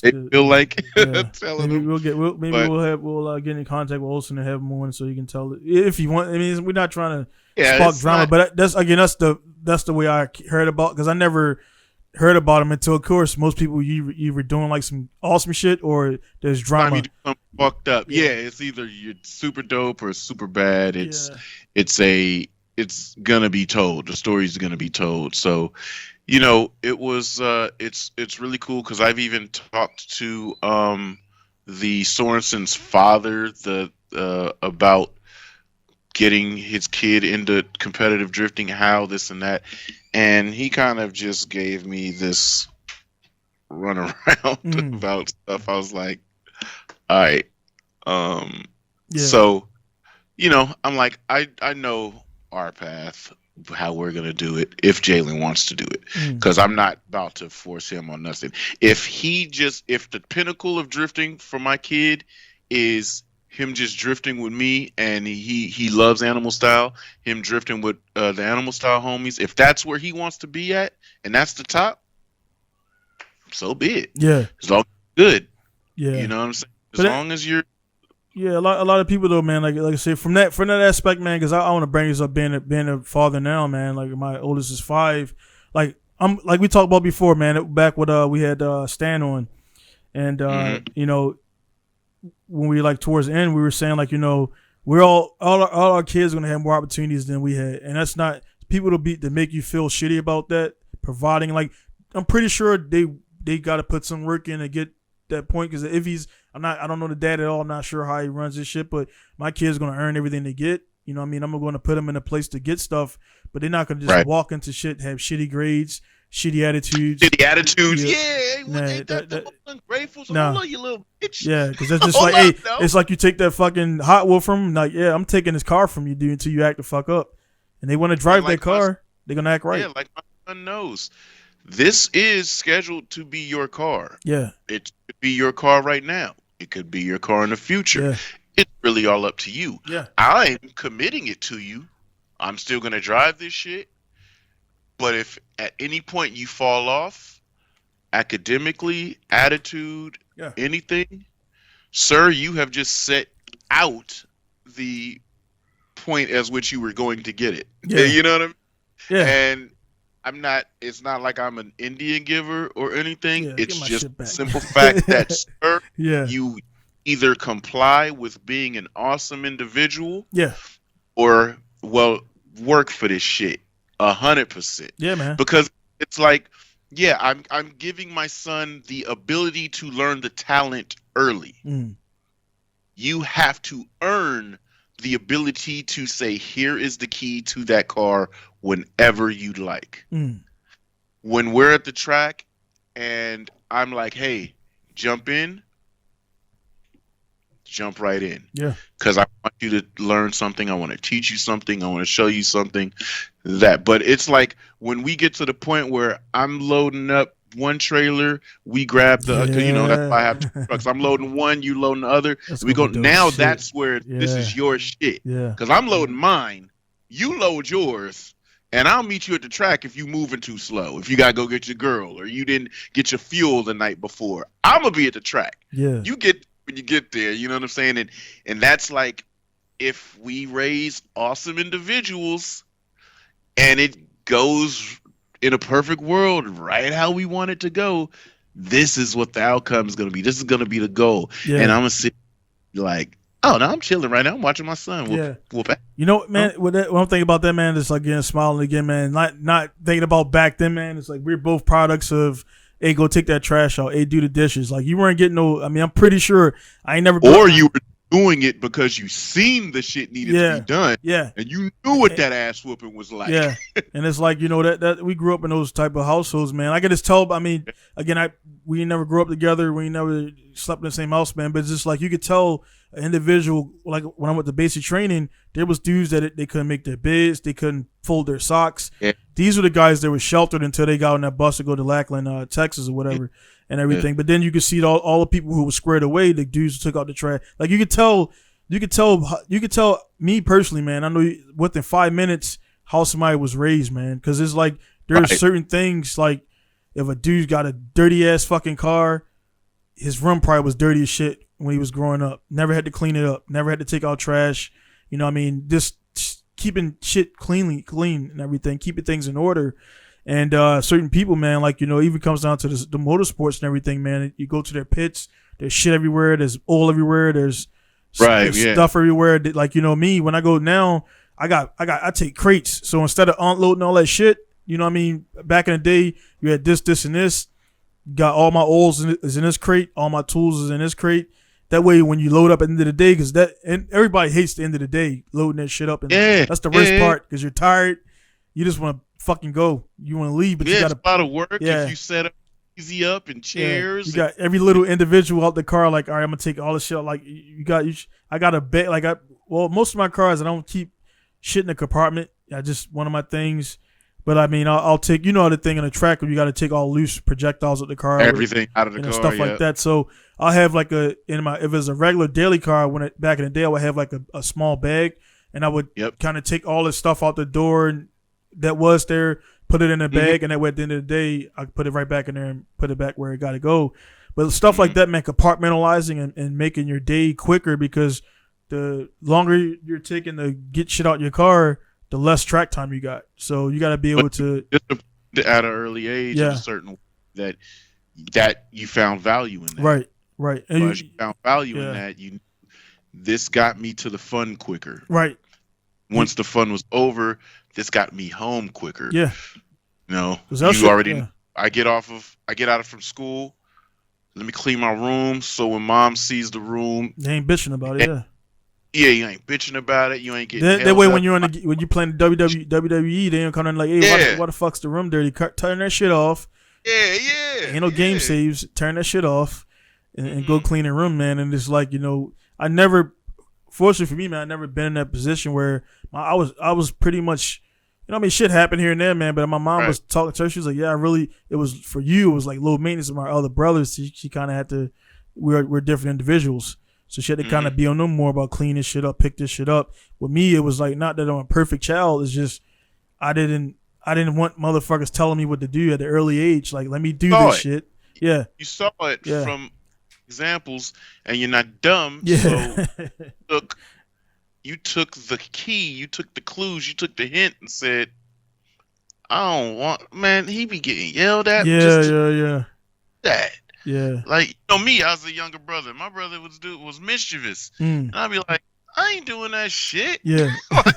Yeah, so you had a good example. You had an older brother, man. So you had a alive in the flesh example of what to and not to do, man. It's like you getting screamed at on some shit or getting slapped around on some shit, you know what I'm saying? So that's why I try to tell my son. I try to get him, and he don't be knowing. I be like, I walk in there, he playing games or whatever. It's a Saturday, yeah, you can play games, but clean up this goddamn Yeah. room. And You know, you got game saves. Pause I that did, shit. yeah. Oh, I did just clean it. Your shoes ain't organized. Yeah. Why the hell is? And I open the closet, which is always the room look clean, but the closet ain't. Oh Let man. the fucking I've closet definitely done clean that one. the closet up, I've cuz. definitely done You know, that one.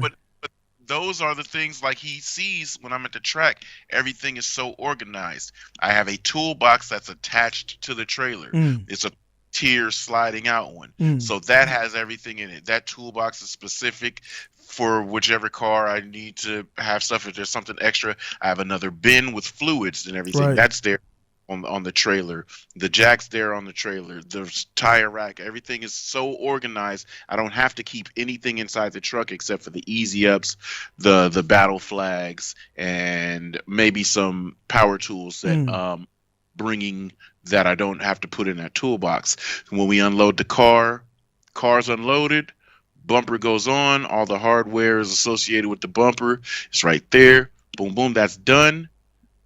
Put the ramps up because a pet peeve of mine is people leaving their ramps out and all of mm, that shit. Now put the ramps up. We pull once the car's out situated and that's good, ready to go. It's all put together. We don't run with no bumpers off. We put it all together. mm. Set the easy up and put it up on the highest. Move it right over the trailer. Attach that to the trailer because what happens when the wind comes? You're Yeah. easy up. So, let's not make a huge pit space. Let's make the easy up as high as it can go. Put it on the trailer. Everybody can sit on the trailer under the easy up. The easy up's attached to the trailer, and the car just parks right next to it. So I like to keep my spaces super tidy. When we change wheels, these wheels come down. The burnt ones go up. Mm. It's like don't leave shit around. Yeah, When it's because time to go, that sound like you just load up and go. Take out the bumper, load that bitch yeah, up, dog. put the Take bumper there and go. off, roll it up, strap it. Yeah, and what I'm saying, like that right there is like, because I remember when I first got here, I was so anxious to drift, Mhm. and I was daily driving at that time, man. So I would have the typical daily driving shit in the car, jack lugs and stuff like Yeah. that, and blah blah blah, whatever. And then at the end of the day, man, I remember the shit blowing away or the shit getting wet. So like I bought a case because if it rains, everything's inside the case. Because I remember a bunch of shit getting soggy. They used to provide you with like these little overhangs, but then they started getting like all types of wildlife and shit in there. I was like, I ain't put my shit in there. And so then I started every day I would bring like the little plastic tough case, just a little tote box. The coat. Everything would be in there, like the fluids and whatever else would be in there. Yeah, it's separated. Yeah, and weatherproof. And then that shit at the end of the day, at the end of the day, you got to chase this shit down. That blew away. You got to chase that down. That rolled away. And at the end of the day, you just throw that shit in there, turn your number back in, and you leave, man. You just done. Leave. Yeah, like the pro pits, their rigs. It's like being around those for so many years. I was like, damn, I can't afford that. Right. I'm not rolling in a fucking motorhome with a triple car trailer stacker on the back. But man, when we go in there and we set up the pits for the weekend, we roll in. First things first, awning. We don't know if the weather's gonna hold out, so that comes out. Boom, get that set up. If you have mats or whatever, you lay those. Boom. Now we get our activations out. You get your displays put up, wheels, fluids, whatever we have, pro cards on the stand. All right, now that's out. Now we get the battle wagon out with all the spares and the this and that and everything. And it's just like you get to the point where this is how it works. Yeah. And if we need anything extra in this drawer, in this cabinet, this here, boom, boom, boom, boom, boom. So when the day is going along and you need anything, it's so organized, it's so laser focused, it's so directed. It's just like, man, boom, so easy. Boom, no clutter. When you're done, put it up, put it away. It's just like, man, I like well-oiled machines and all the Pro Series pits. Just being around the whole Pro Series and organization and everything, and it takes so much discipline, certain discipline, like knowing Vaughn's stepfather and mother, and knowing Justin's father and mother, and seeing pro drivers and their families, and it's like these are a certain percentage of people. They are very disciplined because they didn't get there without discipline, right? So you look at them and it's just like, this is a field of very disciplined and direct people. And that's why they perform the way they do. That's why they get the results that they do. It's not the dude that's sitting there laid back in a lawn chair in a hammock swinging, burping off a beer with a messy ass pit that's at the top. No. That's not who's going to perform the best. It's the dude that is the most prepared, the most dialed, the most focused. And Denofa is putting forth that effort now. Like Matt Field kind of went middle pack. I know he's got all this whatever newfound confidence and stuff, but certain times I guess confidence doesn't mean too much. And it's just the point in time that everything's clicking and how prepared you are and ready you are and dialed in you are for everything to like make the full effort count all the way to the. Definitely, man. Like you said, this is also looking in, man. They're doing a good job of the commentary. I will say, man, I will give them props to them, man. The commentary is not it was a point, man. I think that's why I got off. It was kind of it was pretty biased based on who was paying what and blah blah blah. So they would talk this guy up more because he's running XYZ parts or products or whatever. So they want to talk him up. So they kind of they just I've seen an evolution of it where they kind of just call it across the board. If somebody's doing well, they're doing well. If they're not looking to down anybody, but they also looking to educate the viewers because there's more viewers now with the online streaming. So it's bringing more eyes there, man. So people are learning. Like the vets know. So the people again, like kind of bringing up JTP again. The only people that were like going at shit like that hardcore were those who've never been in that situation or close to it. They're not on that level at all, and they just don't understand. Like they're not fat. It's again like we call it a thing like when last season when I think JGP took the timeout and pushed the timeout, and then like having skin in the game to know if I take this timeout now, I'll be able to progress to the next round. Blah blah blah. And is this shit that you don't learn until you're in the game, and like he's a pro driver, man, and there's things that those guys are thinking about that you're just not going to think about. Again, like I said, I say again, man, I'll stand on it. If that fucking car was mobile enough to get out, stay moving out the way. Osbo wasn't shutting down. Osbo was like, all right, cool, let's run. So if he shuts that fucking car down and do anything other than stay sideways, you got two cars, pretty extensive damage probably. I mean, they probably would have hit each other and then send him up into the wall, and Osbo goes into the infield because he was an inside driver. So if he would have stopped, he would have got hit, bumped up into the wall, right and left side of the car, smash, blown engine. Okay, take it out, start over. Yeah, they got a spare in there. Take them a couple hours to change. They probably changed the motor before they even put it. Exactly. I know how they are. They're so focused, like be ready for the next round. They probably started pulling that motor before he even got on the podium. So that motor pulled, and already ready for next round. Put the next one in and plummet. So by the end of the night, once the pits all shut down, that car is under its own power, ready to rock. So as we speak right now, the car is driving. So we already know that. Yeah. Already know that. Yeah, car's ready to roll already. And he made a pit stop over at his engine his engine source. So I guarantee it's like, here's the broke one. Yeah, give me one, and he's ready to rock. Everything's ready, and that's what I'm saying about their preparedness. Bro, that's right. That's marketing, bro. That's like you're telling me that bitch whatever let go in, and I would like to know a post if they can release that, because some stuff like that is kept under their development things, so they might not want to release what happened, but they'll fix it. But to have it break or whatever happened and still make that power to make this, it was a smoke from the engine and then the smoke from the tires. Again, he was making well over 700 horsepower at that point. Yeah, and to break and still function, like that's a marketing cue right there, man. Hey, dude, it literally blew a hole in it and it kept moving. Oh, there was a hole in it. I mean, yeah. Okay. Yeah. blew the side of the motor out. But and the it Pistons, kept, the Rockets just stayed attacked. But so what? Damn. yeah, it's like what? But yeah, I wonder what caused that, man. yeah, ain't no telling. I mean, I don't know how many running hours or operating hours are on this setup. I mean, and knowing Justin, everything is fresh at the beginning of the year, Right. or it's refreshed. So, good standard condition, or it's new, you know, and ready to rock.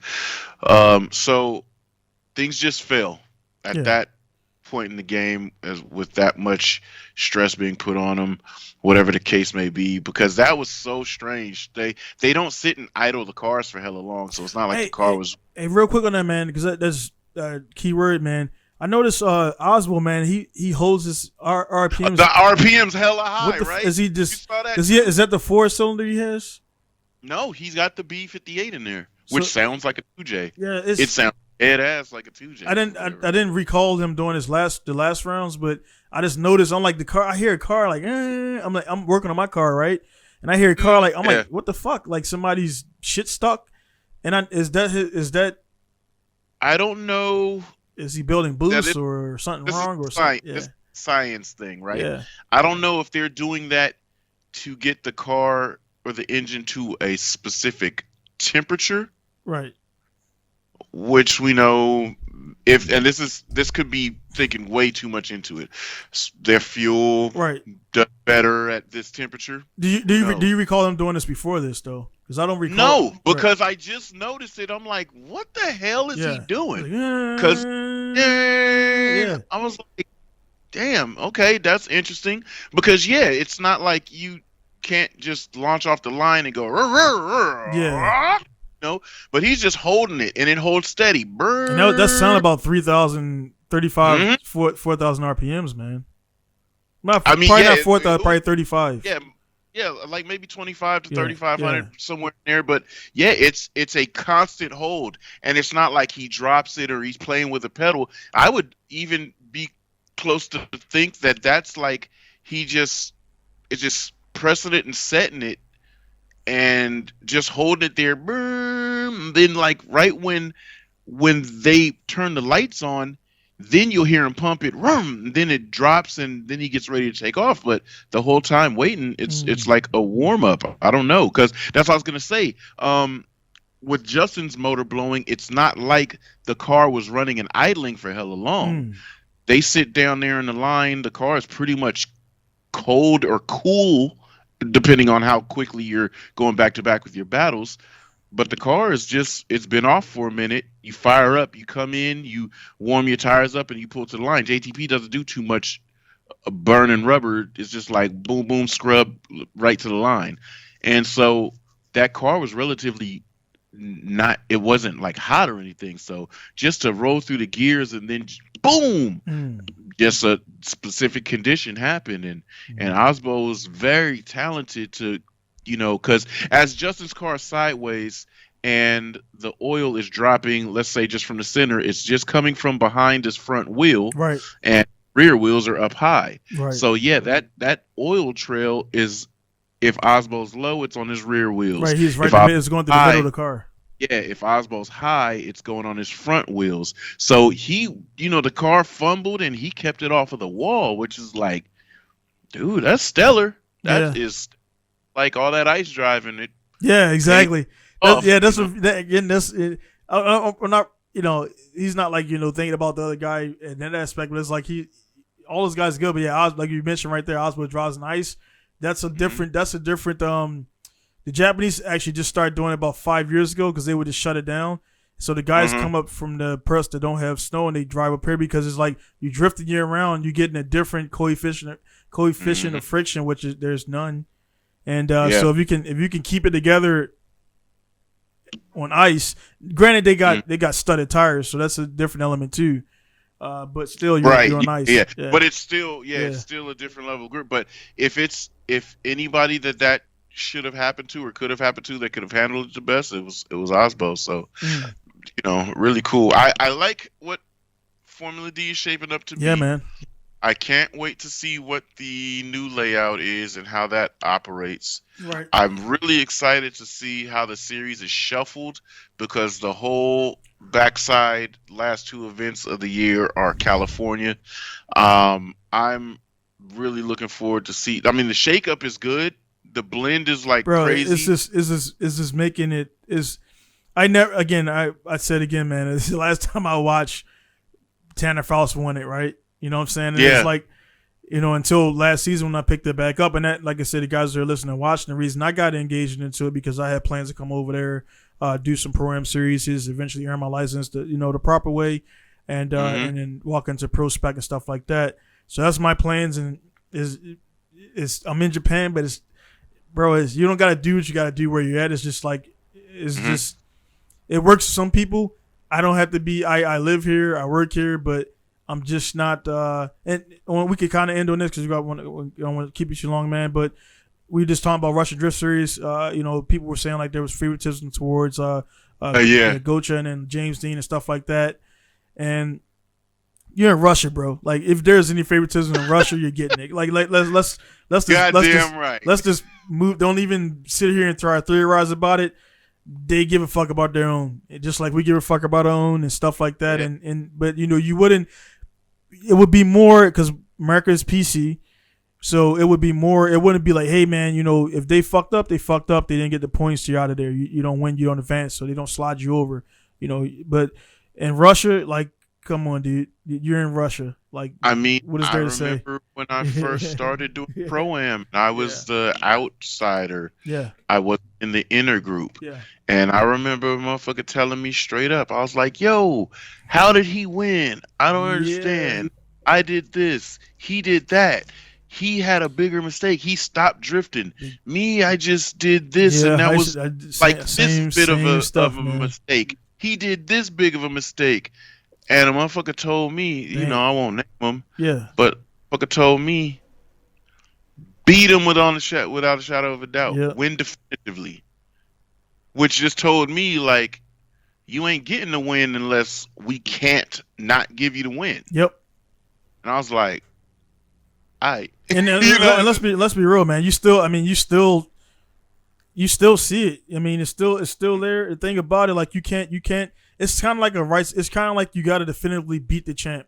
You can't come in there and fucking get on them some points and shit unless it's very evident that you beat him on points. But how many times you watch boxing or whatever and then went down to a decision? You got to really beat the shit out of the guy to win on the decision. John Jones had the same thing with Dominic Reyes. Like, Dominic, he did beat him for the first like 2.5 rounds, but then like the championship rounds, John came in and showed why he's been a champ for the last 10 years. And he was fighting 5-round fights. You're fighting 3-round fights. That's how he retained his belt. And everybody say he lost, but the thing about it, man, if you did that to him all 5 rounds, then you win. But that's like these YouTubers. You gotta knock him the fuck out or submit him, man. Coming in. Yeah, these YouTubers are coming in and they're doing their thing, but that's fine. It's another YouTuber, a guy that's not really in that life. You got this Paul brother coming in. Doesn't matter how big, how strong, how chiseled you look. You're fighting a vet that can and will do 12 to 18 rounds. No problem. They're physically better than you. Yeah. They're more skilled mentally in what they're about to do to you. You can't outwork them because they've been outworking everyone for the last 20 plus years. Yeah, Floyd. So, it's like you cannot think that you're better than Canelo because Canelo didn't do it. You can't think you're better than this guy. That guy didn't do it. Yeah, because the guy that they were fighting last week, he broke his orbital. It broke his face. He broke his skull, man. That he broke the part that holds your eyeball in. No mas moment. Yeah, everybody was saying, "Oh, he's a bit like you ain't feeling what that dude feeling." Until you understood what happened. Because I was even like, it didn't look. Yeah, on the outside, it looked like a regular. But I guess they pushed on his shit, and you could feel that. When they were, because they put your corner man. He cleans, and he probably said, Yo, why is that fucking mashed face moving. potatoes, my man? Yeah. What just? Oh nah, it's over. Yeah, when you push like that and like it doesn't push back, it goes in. Like, yeah, your shit's broken, dude. Like, yeah, your fucking skull and cheekbone is broken. As those YouTubers, okay, you might look strong, but can you hit like Canelo? Nah. And then think of it like this: Floyd avoided as much as he could from Canelo, but he also got hit by Canelo and took. So, how are you gonna hurt him? Yeah. How are you gonna change the pace of the fight? How are you gonna last? Because Floyd plays with people for 3 rounds, then be like, all right, I wasted some of your energy, and I'm gonna turn up. Like, that's what I love about combat shit. And then when you think about drifting the same way, like if you're the top qualifier, you get to go first. Then you chase second. How is your car going to hold up on the second run after you blew off 56, 70% of your tires on your lead run, smoking the house out? How do you uphold if the guy is better? And the chase driver always gets to conserve his tires. So you might be at 40% tire. He might be at 65% tire. And now he's going to lead you. He has more tire and grip. You have to chase that. You have to, the experience comes from dealing with that a lot of times. And it's a sweet science of it, man. And I love this shit, dude. I love this shit, just being able to drift is half the thing. When you go do it competitively, man, and you're dominant using all the attributes as to where it's at and how you're going to do it, you might, so many guys DB'd coming off of those banks. Yeah. What the fuck? I never seen 2 people tire completely fuck off. Like, yeah. Is this the first time you've seen that, or is that the common thing with the bank transfer? It happens a lot. Completely off, dude. Like, completely off. And then, but what they did is they redid that infield, right? So I have a hunch that it's about an inch higher than it used to be. And so I think when they're coming off, because you see so many people these bumpers pulling under the car when they come that, and that transition might be a little harder now. But certain guys set their pressures because tires get hot, pressure goes up, so they probably set it super low to have a specific amount of grip on the second run. And you come off that bank, pop, pop. Yeah, luck of the draw, you didn't pull your fucking tire off. That in the it seemed like the bank transfer was right into like what was up with that jump in the middle? It's always been there, but is it a deformity over it? Okay. Yeah, it's a deformity. Okay. So they didn't grade it. They just laid new shit over it. So that bump has always been there. If you look at seasons past, it's always been a undulation. But now it's launching fools. Hey man, that shit's like hey man, that's like a it's like a game inside of the game. It's like you gotta hold that line, and then because you can see the people who didn't have experience. Now I posted a video up on Instagram about me that made me think about that. People named Pete, man. That fucking track I was on, man, that shit was just like waves, dude. I'm talking about the whole straight. Yeah, really. Like, it looked like it was smooth, but like if you watch that video, I'm in the car going like this. I'm hopping up and down. Like, and you could probably hear the RPMs. Yeah, and that's why. And people thought I'm like, I don't make it. You crash. I don't make excuses, but bro, my fucking front wheels are off the ground. Like when that initiated, my front wheels hit some bump, and my steering wheels are in the air. I only had the back wheels on the ground. I didn't have one. I had 2 wheels in the rear on the throttle, and I had nothing in the front. For a second, it felt, how you ever spin your wheel it's like my shit went like this. It caught contact and then went right into the fucking wall. It was like, yo, bro, that shit was. I was like, man, what the fuck? And then what happened with that? Like I said, that's a joint. I was sleeping in the truck. Some other shit. I had some stuff to fix or whatever, and so I didn't make practice. So I was watching. I was in the ABC. I was like C or D group. So guys know A goes first. Blah blah blah. 15 minutes. Come off practice. So I was looking at everybody else fucking jump right. Then I went over to the car. And I went over to the dampers. Then I go back over to them and watch. And I go over to the car and go over to the dampers again. Don't do that shit, man. Don't touch. Yeah. Don't Don't make those changes go on a before fucking you track, dude. drive it. Yeah. And at that, even at the time, I knew better, but then I was like, nah, man. I'm like, fuck, Daryl. I see everybody's car going like this down the street. I'm like, fuck. I didn't have any springs, so my spring rates are pretty much set. They were like 11 kilogram in the front, 5 or 6 in the rear. Mm. So I let the dampener out like all the way out, and then that no, I don't do that shit, man. So, now it's bouncy. Now I fucked up my settings. That show asked me something specific. They wanted more information about what I do and shit like that, and they're like, "Well, how much time have you put into working on your car?" I'm like, that shit can't be accumulated. You can't. Yeah, you got a chart. You got a chart next to you. I'll go to the track and I'll change something and work on something. I'll go here and I'll in the garage and do a whole setup and be like, oh yeah, this is great. Yeah. And I literally said this. I hope they put it in the show. I literally said this.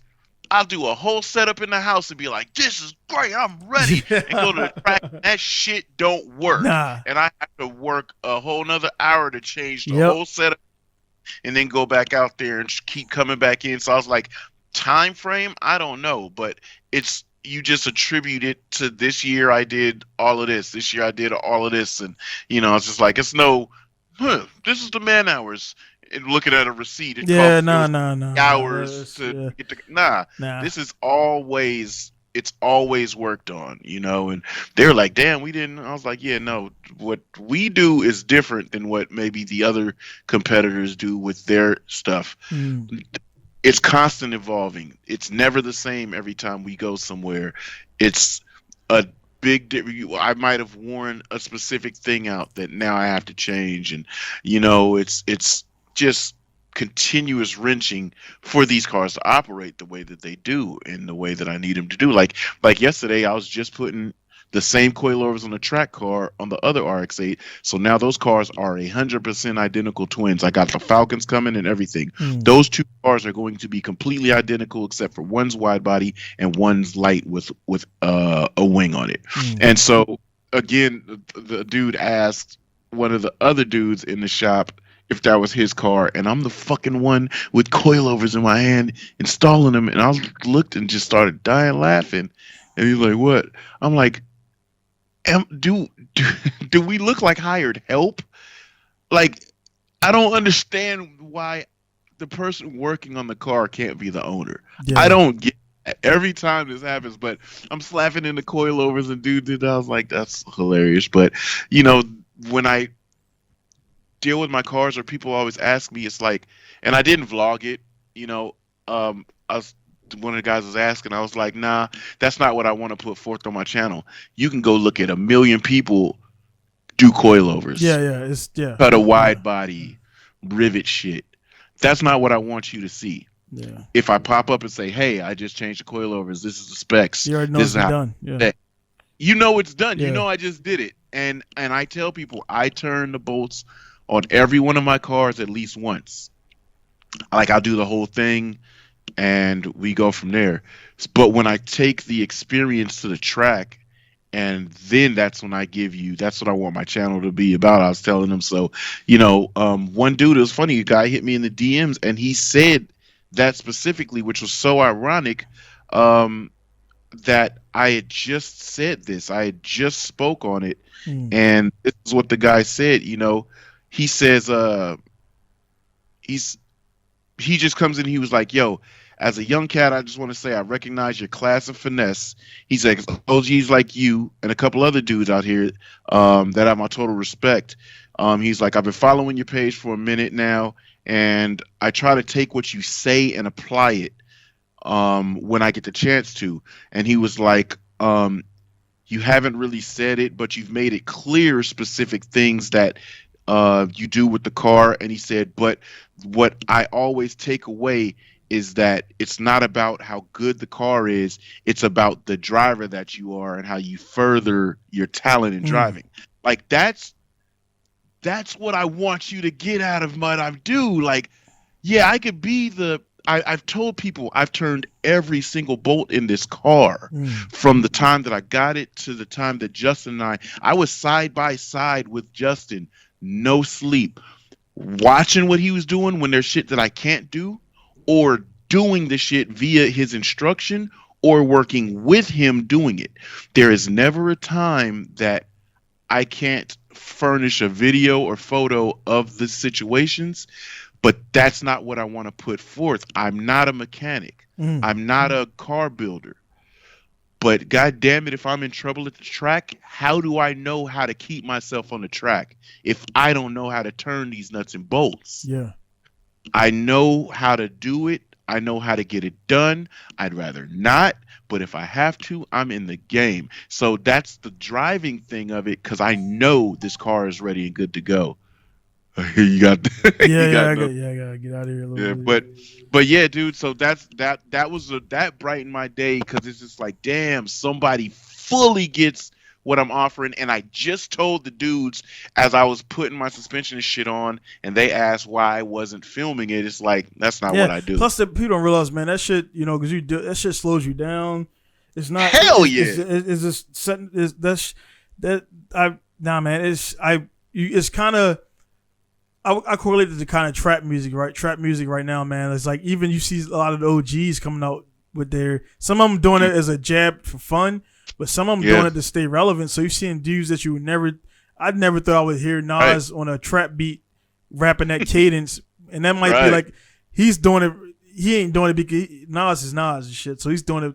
I know what he's doing it for. So he's like, whatever. But it's like, you know what I mean? People like with the YouTube stuff now, everybody, when they come up to you and they say you're a YouTuber, you're a vlogger, like my thing on the YouTube, like people like we put videos on YouTube, but if there's a definition of a YouTuber, that's somebody who makes their living. Like, that's all they do is put videos, and that's their only source of income. Nothing else is putting videos on YouTube and making bank from it. That's a YouTuber. You know what I'm saying? I just have a video diary. We just put shit on there, and like, you know, it's cool to look back on it. And when people got questions, we can drop them a link, because we already talked about it a bunch of times in the videos. But like, documenting that shit, like, there's only select things that will be documented, and it'll be from like an external source, like the cappuccino build. Of course, it's not gonna be every step of it, but it's gonna be, hey, this is a frame, this is me cutting into the wall. That way they can see it as I talk about it. But I'm not going to have a camera and be like, okay, let's go over here now and cover up the window. Let's go inside and put that's a different grind. LZ does well at it, and other guys there who do it, but but LZ doesn't even do it like that.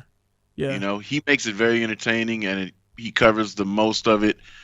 And then it's like, all right, we did this, we did that. The shit turned out like what you see right here. Here's the finished product. Right. There's a chick called Woman Driven, and she's like so over the top, but she does that break. Oh, I'm peeling off the vinyl.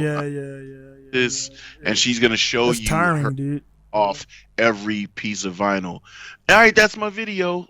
The fuck? All I did was watch you peel vinyl off a car. I mean, because dude, like I said, I know your life is interesting enough. Mine is interesting enough where like we want, like, every day people, like, they don't want to see it's like, it's weird, man. Dudes don't want to grind themselves, but they want to watch the grind, if that makes sense.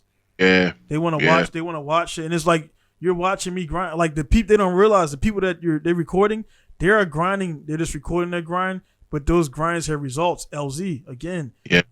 He was doing all the stuff he's doing. That's a good example we bring it up, because he was doing it. But there's people out there who make a couple videos and think that the world's gonna open up for them. They're gonna get all these deals, and don't really work that way. And you know what I mean? And that's my thing is, like, the reason, I mean, if you made it this long in this podcast, you're watching this because my channel for like 2 years, I didn't do shit because I had a dispute with GT channel. I didn't want to, they were pretty much taking my money, and they weren't all the shit they promised me, they weren't doing. Right. I'm having to contact them and saying I'm putting up videos when it's their job to see I put up a new video. They will plug it. So that was a mistake of me, and I tell guys there, you know, stay away from MCMs unless it's just some shit you making yourself. But MCMs just didn't work out for me. I didn't like it, and for 2 years I didn't make, because I had a contract, and I signed it. I could have cried about it, but I signed it. The fine print says you sign this contract, we will own this much percentage of your revenue. I was like, man, fuck it. Well, guess what? I'm not putting shit up. How about that? So I didn't upload nothing for like 2 years, man. The leeches that I hate, like, I'll post something and then they jump in the comments and message me, hey, can I use this for my compilation video? I'll give you credits. No, fuck off, bro. Yeah. Oh, Yeah, yeah. Cause you gonna, I mean, think about it, like you ask me, they'll take it and like, nah, dude, nah, man, it's do your own shit, man. It's like, yeah, man, and that's why a lot of times, even with this, man, I'm careful. Like, I mean, I could mix FD stuff in it, but it's not. I'm monetizing this, so I can't take without permission. Like, I wanted to put like the shit with JTP, like saying like, yeah, I knew, and I was gonna mix it into the front, but I was like, man, I don't want to do that because again, if it once the channel start getting a good amount of followers and everything, it'll be like the stuff like that people go back and see, and they'll be wondering like that's our stuff or whatever. Because even though it's a live stream, that does belong to FD, so you can't take like a whole, you know what I mean.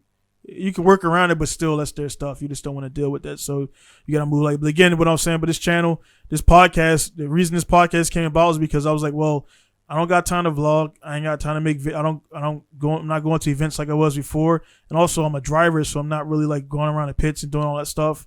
And I'll call it straight. And people think like I'm hating. I'm like all the guys that are here in Japan, they're not really doing shit themselves. They're following. They're fucking bringing other people's lives to the forefront. So like your channel's not even about you. Albo and all those guys. Yeah, they not. And I mean, I talked to a few of these guys, man, and it is what it is. My thing about those cats, man, too. And I don't like it. They're biting for like the number one gaijin spot. You know what I'm saying? That's the not number one outside. They're telling me number. Yeah. Hey man, I do gotta get running this shit. We'll chop it up. I got a delivery truck coming. Hey man, again, thanks for chiming in. We always kind of go long, but that's cool. And everything, guys, there again, just make sure you check out Lex, KOE Family, check out Pinku Style and everything. Just check out all the stuff, man. So just be easy, be safe and everything. We'll bring these back regular, to you know what time it is. We'll do more stuff in it, man. So it's always good, always a good time out there and everything, man. Sir. I'll leave you on this, man. Guys, there is just like, man, just know the why you do whatever you do, man, and it'll make you push through it, man. Your kids, family, this, and this. To be the guy with the biggest piece on the world or whatever, man. Just do what you got to do, man. So make it happen. And do it with integrity. Yep. All right, man. Again, thanks, Lex, for timing in. Lex from Richmond, California. Is Danny signing up from South Japan. See you guys later. Peace.